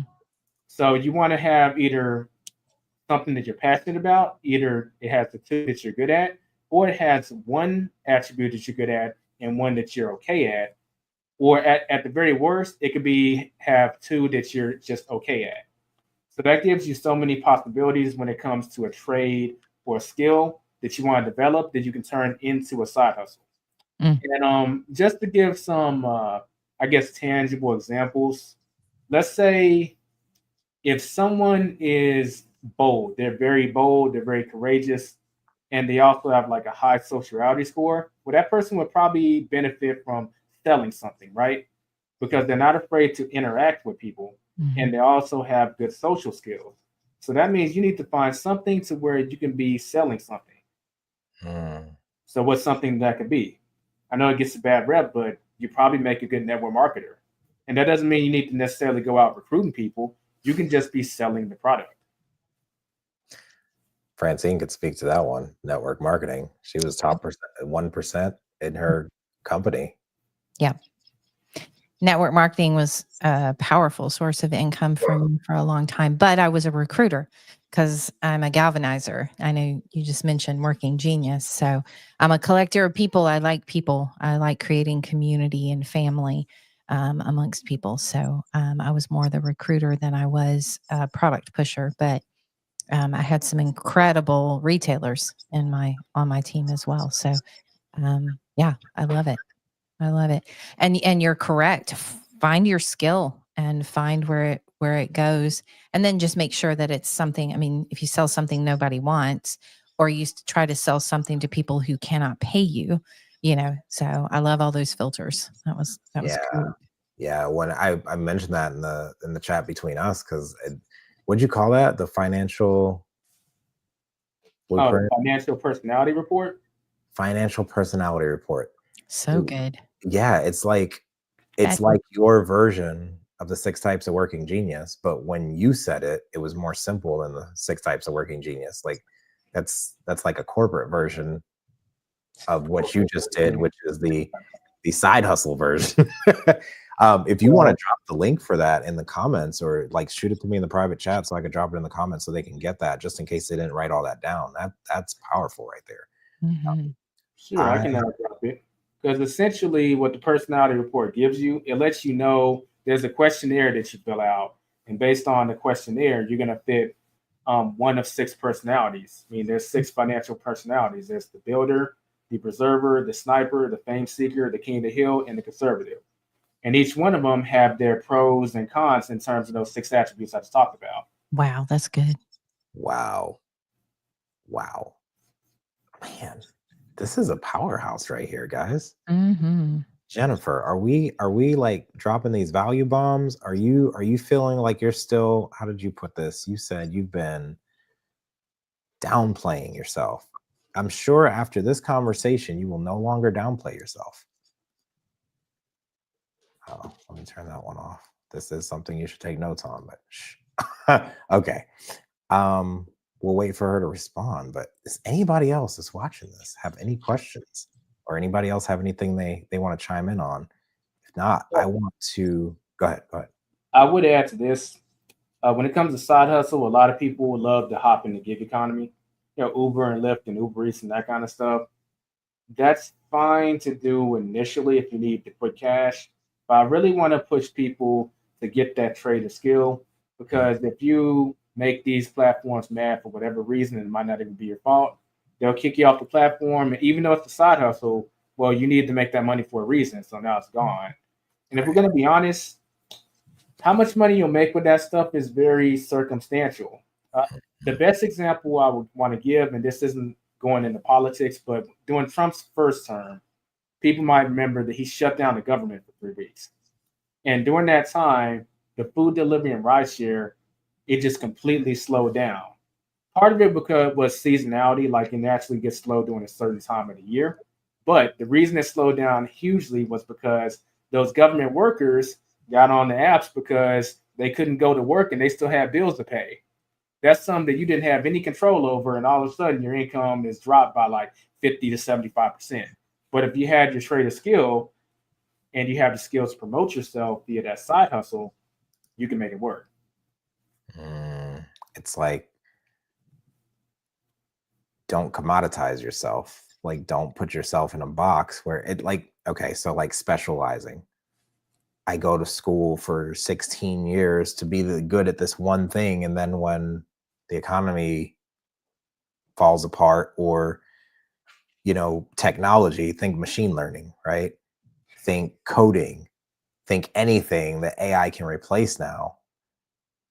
If the computer can do it, if it can be automated, delegated, or compounded with a machine or technology of some sort, it is not a high value skill. The only high value skill we have left these days is being human, like being a good human, listening, speaking, empathizing. Like those soft skills are the high value skills, especially with AI coming at the forefront. And I love that you dropped that extra, I did the math with Uber back when I was doing Uber back in 2017, 16, whatever. And I'm like, unless I'm willing to sit through traffic and fight with everything, this is not worth it at all. Hello. There's a lot of people making money, right? I think some of that reminds me, this may make some people kind of upset, but it kind of reminds me of when my mom would, she would go to the casinos in Biloxi, Mississippi, and she would come home and tell me, I won $500. And I was like, well, how much money did you spend?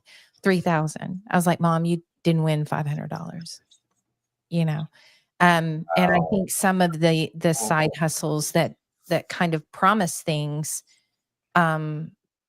at low, let me say this. I love Elijah. Is that correct? Yeah. Yeah. I love what Elijah said. You have to go with where your skill set is. Then you quit being a commodity. You're not just one. So there is a layer of that.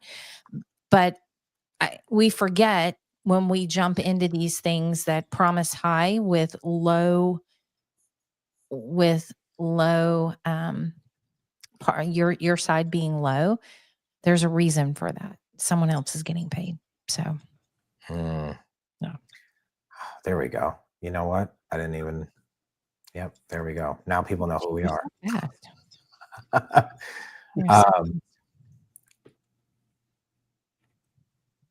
Wow. My brain just creativity overload. No, this is just, I'm so I'm being filled up by this, and I don't know why I didn't do this sooner. This is so fun. It is fun. You said something that really just,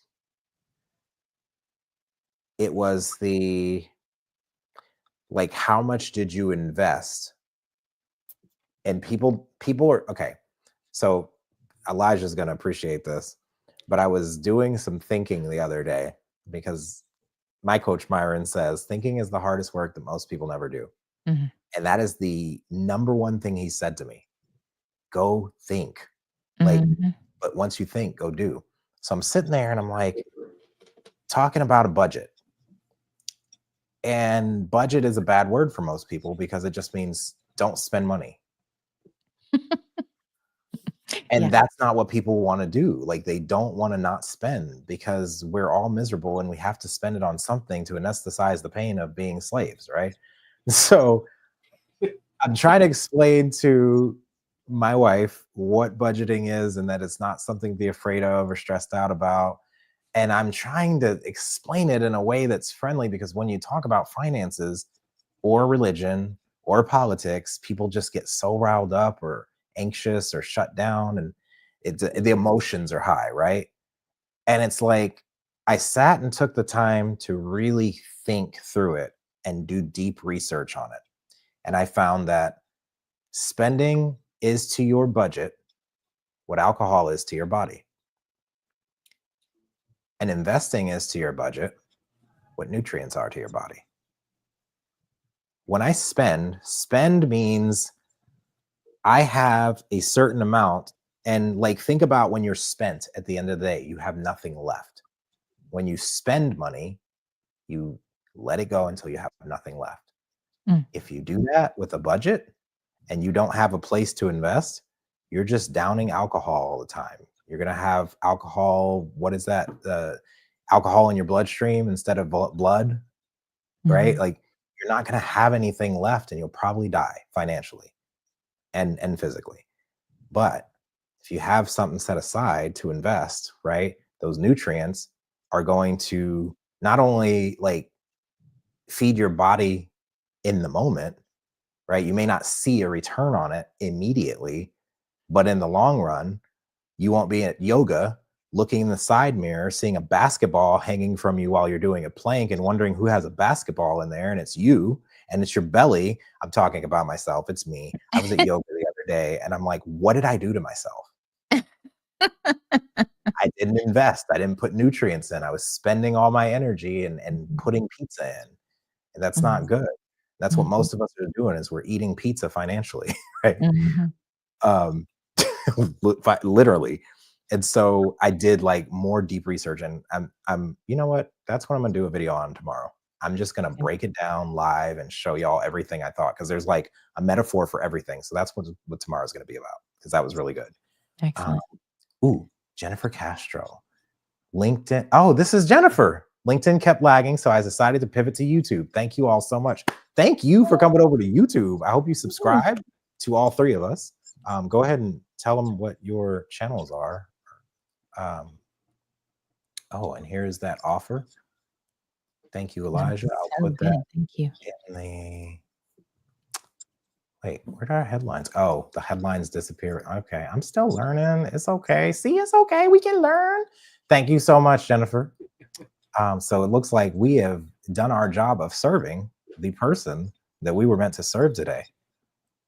I don't see any other questions. Jennifer, do you have any other questions? Does anyone listening, watching, have any other questions or anything else?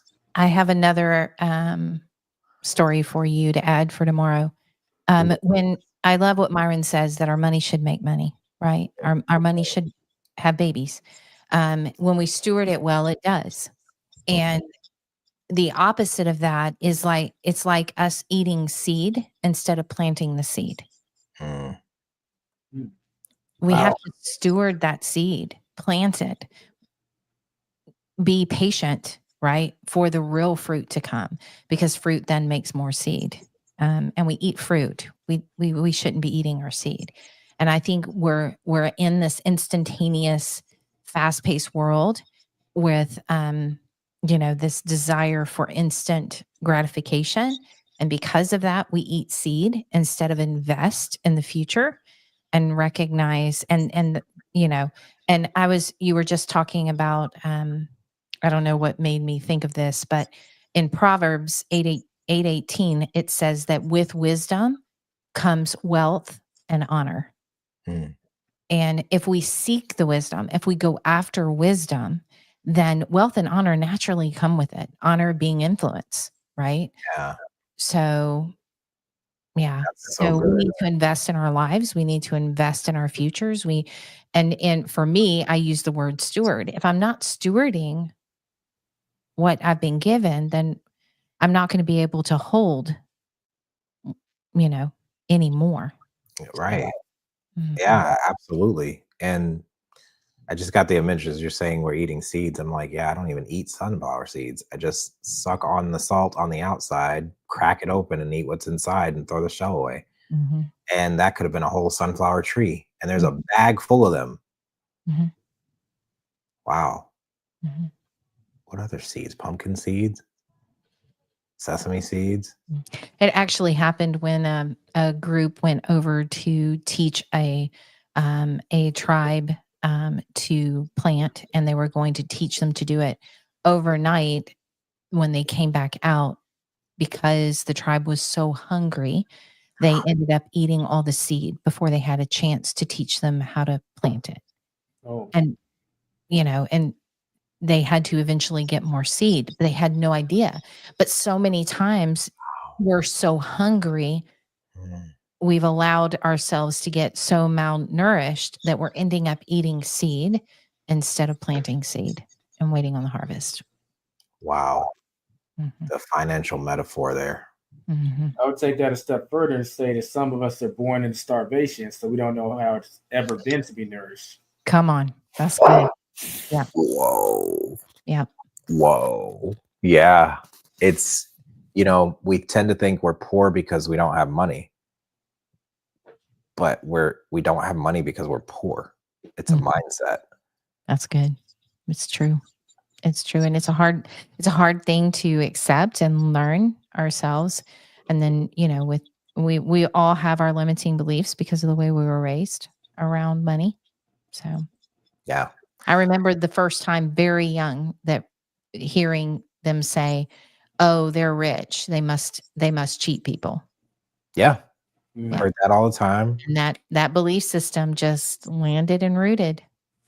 And you hear people all the time that's the reason why they can't make a lot of money. It's the reason why when my network marketing business took off, I would not allow my house to be posted. All of the blessings that I was getting from the hard work that me and my team were doing, I kept off social media. I wouldn't invite people to my home. I hid the fact because I was scared people would think that I had done something wrong. Yeah. It's a real thing. Yeah. And then God's going, I'm blessing you, child, and you're hiding all my gifts. How does that honor God at all? So I'm so glad you shared that because people treat you different when you reach a certain financial bracket. There are people that don't reach out to me and don't talk to me anymore because they think I'm evil. And I'm like, I didn't do anything. But the thing that shifted my, in network marketing, it was this quote that I heard from, I think it was Zig Ziglar. Maybe it was Zig. It says how I'm in trouble streaming on LinkedIn. We've probably gone way over the time, but that's fine. They can hop over to YouTube.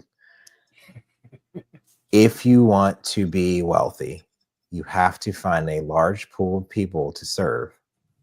Yes. And deliver if you want to be rich, find a big enough problem and a big enough pool of people that need that solution and serve them. I'm paraphrasing, but that hurt my head when I first heard it. Cause I'm like, that was around the time I was in 12-step programs, and I'd be having a bad day and someone would say, "Who have you served today?" And I'm like, what do you mean? What does that even, I'm hurting. I'm financially struggling. How is me serving someone else going to help me? How is me showing up and doing something for free and it never hit me until I started serving. And then I started seeing that whether it was directly, indirectly, or spiritually in my insides, getting out of myself and helping someone else. When you're helping someone while you're hurting, that's no longer help. It's love. 90, I would venture to say, and this is just my numbers, this is me just speaking, but I would say 90% of the people out there who are wealthy are the least selfish people I know, because they wouldn't be there. And we believe the opposite. We think wealthy people are selfish people, but they would not be wealthy if they were selfish. I promise you they wouldn't. It's true. You may have a few people that someone else provided. There are some people in network marketing really where the people below them actually worked, and maybe they just had the inflow. And I get that every once in a while that happens. That's why I said 90%. But every wealthy person I've ever met are the biggest hearted servants, and they love the people they serve. And because of that, that's why they're where they are. And I found that out the higher I went up the ladder. I was putting away the things that I learned with emotional maturity and spiritual practices and spiritual principles. I'm like, okay, I'm at the top now. People don't talk about these kind of things up here. And I started doing what I thought people at the top were doing, but I was doing what the employees were doing, right? Not what the CEOs, the C-level people were doing. I was doing the gossip. I was backbiting. I was competing. I was comparing. And that's because I was looking around to see what someone was doing, to see where I fit in the corporate world. That's not how it works. But when I got to the top and I'm talking with the SVPs and the CEOs and CEOs, and I realized that they're really sitting there obsessing on how they can solve a problem. And the only reason they're focused on their finances is not because they're not getting the money they need to buy their Corvettes and have their retreats. It's because if the money is not coming in, they can't pay the people to serve the people. Mm-hmm. But if you don't do enough research to find out how business works and get that business acumen, you won't know. You'll think they're just greedy, especially if you have a poverty mindset. Thank you for sharing that, Francine. Man, this is so good. Probably going to have to wrap up here in a minute, but I hope this has been super valuable. Elijah, you have anything else you want to chime in on here? I would just say that everything you just said, it's a different world. It's a different worldview. And people just need to realize that it is a different worldview. And when you make that realization, just make small, subtle steps to try and change your worldview to that. It doesn't happen immediately. You got to go through some experiences. But just knowing it's a different world will open you to the possibility of entering that world one day. Because you could, some anomaly could happen and you can make a lot of money all at once. And if you haven't changed that worldview, you'll be back to where you were within a year or two, maybe even less. Yeah. I can attest to that. Got to $250,000 a year and was still living check to check because my worldview had not changed.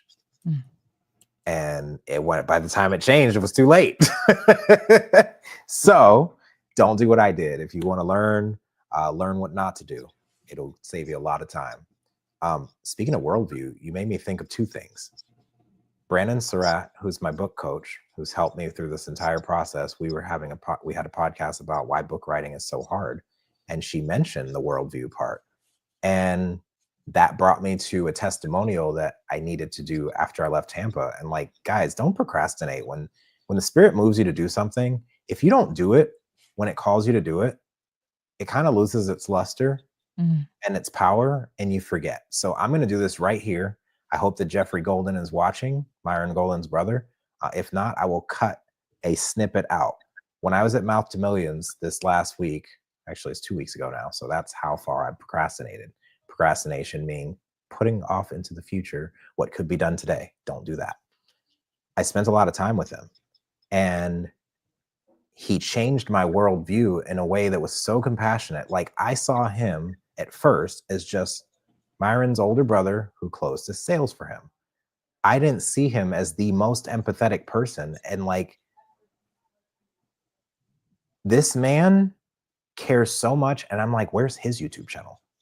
Where's his music channel? Like, if him and Myron could just make music, they both like are so talented with music.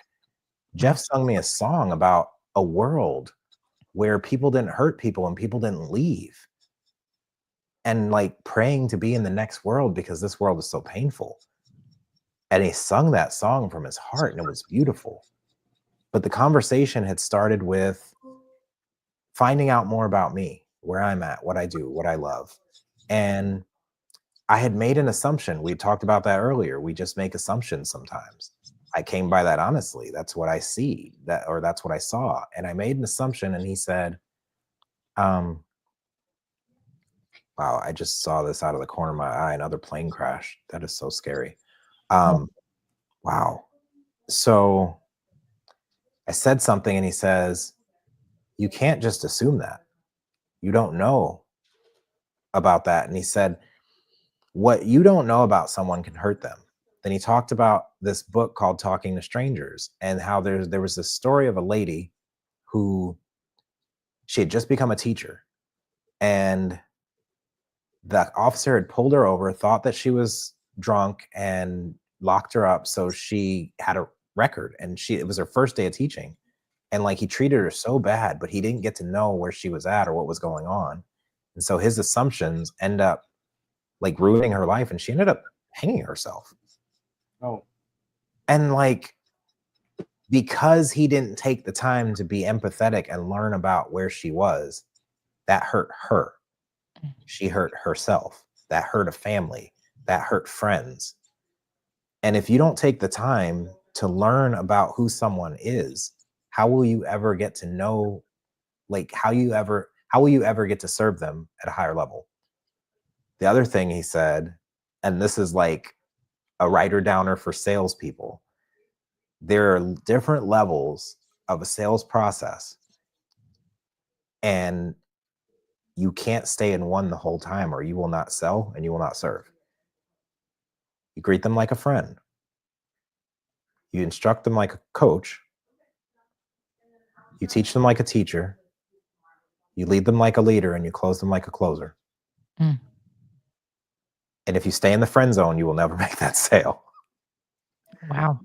And when he said that, I was like, that's me. I'm always in the friend zone, or I'm jumping straight to coaching without learning, or I'm teaching without knowing if they want to be taught, or asking enough questions to know where they actually are, to find out where they want to go. And I'm leading them like a leader, but I didn't even ask if they wanted to be led, or if they're ready to walk away from the thing that's been hurting them. If you're not willing to walk away from the thing that's hurting you, and you're not ready, like when the student's ready, the teacher will appear. I just wanted to say that, like, my testimony for Jeff Golden is he needs a YouTube channel. I know he's helping his brother out, but there's so much wisdom in that man. There's so much love. We ate at Bahama Breeze. We were with Megan, the new, she just got hired for hosting Myron's challenges. She's his assistant. Her heart is so big. The stories we learned about each other, the conversations we had, and Jeff facilitated all of that. And I'm the kind of person that grows when someone tells me like it is.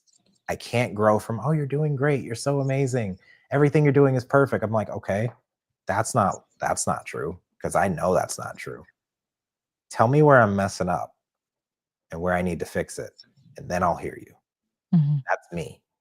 I could be wrong. So I just wanted to publicly put that out there. Myron Golden's brother is the real deal. And if he's seeing this right now, I hope that he will start his YouTube channel, or start showing up on camera and serving and sharing some of that wisdom and knowledge, because his love comes from I hope he tells the story, because I won't tell it for him. It comes from a place, some of the brightest smiles come from some of the darkest places. And one story he told me about how when they were younger, Myron couldn't run. So if anything happened, he had to put Myron over his shoulders and run him home. Could you imagine the weight, the pressure? And they grew up in a time where segregation was still a real thing. Mm-hmm. So that could have been a very real, like a reality pretty quickly. So yeah, I just wanted to put that out there, that I'm going to be going live every day, because there's so many stories to tell, and there's so many God kisses that happen throughout a day, that if I don't share, I might die with this music inside of me. And I want this to encourage you too. Show up. Look, right as I said that thunder hit. That was perfect. Oh, that was God confirming. Yes, he dropped the mic. He dropped the divine mic. Boom. Okay. Oh man. So Gregory, call to action. How do people get in your world? So I have the greatest group ever on Facebook, where you can connect with high-level entrepreneurs and other people that are doing great things. I highly suggest you get in there. We just started the Greater Mastermind up officially. It is bi-weekly coaching, where you get to come to something like this, but not live, so that, if this isn't how you want to get coached, you've got a bi-weekly Zoom for 2 hours. Bring your problems and let us work through it together. That is $47 a month. Yeah, probably the price of one Uber Eats, maybe 2 coffees these days. And especially with inflation. Yeah, for real. Like, one New York rib in the store could get you 2 weeks of coaching, or 2 weeks of 4 hours of coaching for the price of a meal. And as you've heard from Francine, as you've seen on this call, it's transformative. If not who, thank you, Jennifer. If not you, then who? If not now, then when? Come on. Thank you. Also, go ahead. I was just saying nicely. Oh, you said nicely put. Yeah. The other thing, I'm offering clarity sessions. Like, if you just want a one-on-one session with me, I've got angel numbers for my prices. We got a 30-minute for $333, an hour for $555, and a 90-minute deep dive for $777. And if you want to get in person and just spend a whole day, which is 4 hours, because I'm not working more than 4 hours, because that's just me. 4-hour session, 11-11. We will go deep. We'll give you a strategy, and we'll put a team together to, that's good. At least get you, like Francine said, just greater. Let's be greater. Yeah. And and these are just like the individual things I'm offering to get testimonials right now, but I also have coaching packages. I have 6 different packages, but we can talk about that offline. Francine is in the foundations, the greater foundations, about to move up to greater momentum because she's building momentum. And I'm so proud of her. I also want y'all to, tell people how they can get in your world, because it's not all about me. I'm not greater. I'm here to make you greater. Oh, sorry. Book. Yes. So still pre-order pricing. I dropped that link in the YouTube. Pre-order the book, From Waiter to Greater. It's the story of how I went from making $213 an hour to $250,000 a year, and then decided I was bored with that and quit, because money doesn't motivate me. It's these kind of interactions that motivate me. It's helping people be greater that motivates me. And I put that whole thing, all that was in here and in here, in that framework. And you can read the story, but it's not about my story. It's about how you can get those same results. Amen. So thank you, Francine, for reminding me the call to action. Come on. That's right. You don't end a call this good without telling them how to stay with you. Right. So that should include a subscribe to YouTube, because you mentioned you're going to be doing these live streams a little more often. You don't want them to miss out on the value, right? So they need to subscribe to you on YouTube. Yep. You know what? See, and this is the value of taking action. I'm learning as I go too. Don't forget to click that subscribe button and click the little bell that says all, so that you get notified every time we go live with these kind of gems. And hopefully every time you tune in, there will be a storm and God will drop that divine mic. I was waiting for the lightning. That you can't orchestrate this stuff. I love it. Oh, thank you. And you can subscribe to me on Facebook. I go live on there sometimes. Please send me questions. If you don't have what it takes to work with me yet, give me content ideas and give me people you wish I would interview. Send me people to interview. Send me people to hop on here. Oh, Tiffany, do the YouTube things. That's Emily Baker's thing. Oh yeah, YouTube thing. And then, you just hit the little thing and there's a video. I'm going to create little promotional videos. That's another thing. You don't have to wait for someone to sponsor you. You can sponsor yourself. That's what I just did. I'm sponsoring myself. So maybe by next time we go live tomorrow, I'll have a little commercials filmed and I'll be like, hold, we'll be right back after these messages, and I'll hit the button and it'll be me. And then we'll be in the backstage, and then it'll come back and be like, okay, back to whatever, regularly scheduled programming. Plus, that's a natural restroom break for you.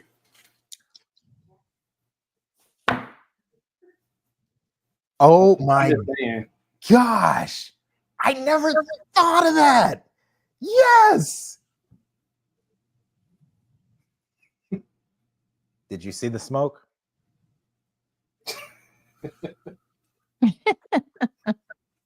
So how can they work with y'all, get in y'all's world, follow y'all? If I'm not their flavor, you will be.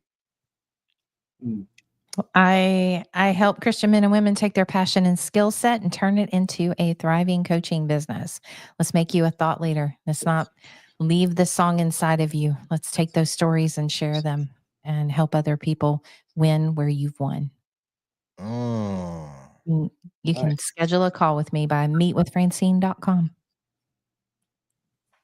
And for me, it's you can get in contact with me at the sidehustlersociety.com. Both the podcast and the YouTube channel are linked there, as well as I essentially help you develop the trader skill that you need to develop based on your financial personality.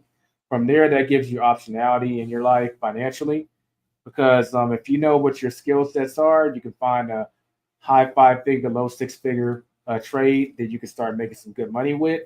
And once you have the trader skill under your belt, obviously you need to know more about sales, more about how to generate leads, more about marketing. You can find out all that and more by going to the sidehustlersociety.com. And if you want to work with me, whether it be one-on-one or very soon, I'm launching a membership coaching group too. Yes. Wherever you're at, I would love to work with you. I love it. I love it. Elijah, you do some great stuff. I'm just now getting to know you, but I loved, I'll be checking out your 6, I can't remember what you called it, but financial blueprint. No, Financial personality report. yes. Okay. It's FPR. huge. That's huge. That was good stuff. Yeah. And the way he just rattled it off, it's in here, not just here. And he's not reading the script, because that's what we do here. We speak straight from the heart. Yeah. Any other questions for anybody that is watching? If not, we're going to end the stream, close out. Anybody have any closing words before I do my closing words? Thank you. Oh, thank you. Yeah. So you opening the stand for us to hop on. Mm-hmm. Absolutely. And I'm just so grateful. Where did my thing go? Did some disappear? Well, the little, I can't do the YouTube thing, babe. Oh, you trying to pull up like a subscribe button or something? No, did I do something to my, look, guys, this is what I'm talking about right here. This is the stuff that you can't, oh, hi, puppy. This is the stuff that she's trying to help. You can't find this out by sitting waiting to start. Exactly. Like, you gotta be willing to look. I just didn't click the right button. You gotta be willing to look goofy long enough to become a master at it. And I don't mind being goofy, because that's me. Be bold and courageous. Do everything that you do with passion. I promise you will have a life that you love. Until tomorrow, probably same time, maybe early morning. I don't know. I'll probably go in the morning, because I know everyone's ready to. I always hold Elijah back from his food. I take Francine's time. She only works like 4 hours in the morning. She's the boss. Thank you guys for hopping on. Thank you for the value you've dropped for our people. Let's see, were there comments? There were more comments. Thank you. Look forward to collaborating in the near future as well, Jennifer. I will connect with you on LinkedIn, and we can talk. And then Emily says streaming is dynamic, and I would have to agree. Be bold and courageous. Do everything that you do with passion. I promise you will have a life that you love. And let's end with this little thing right here.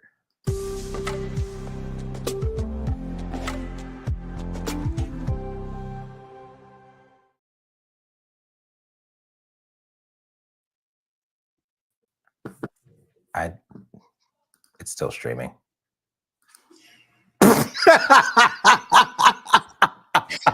This is how you get bloopers. That's true.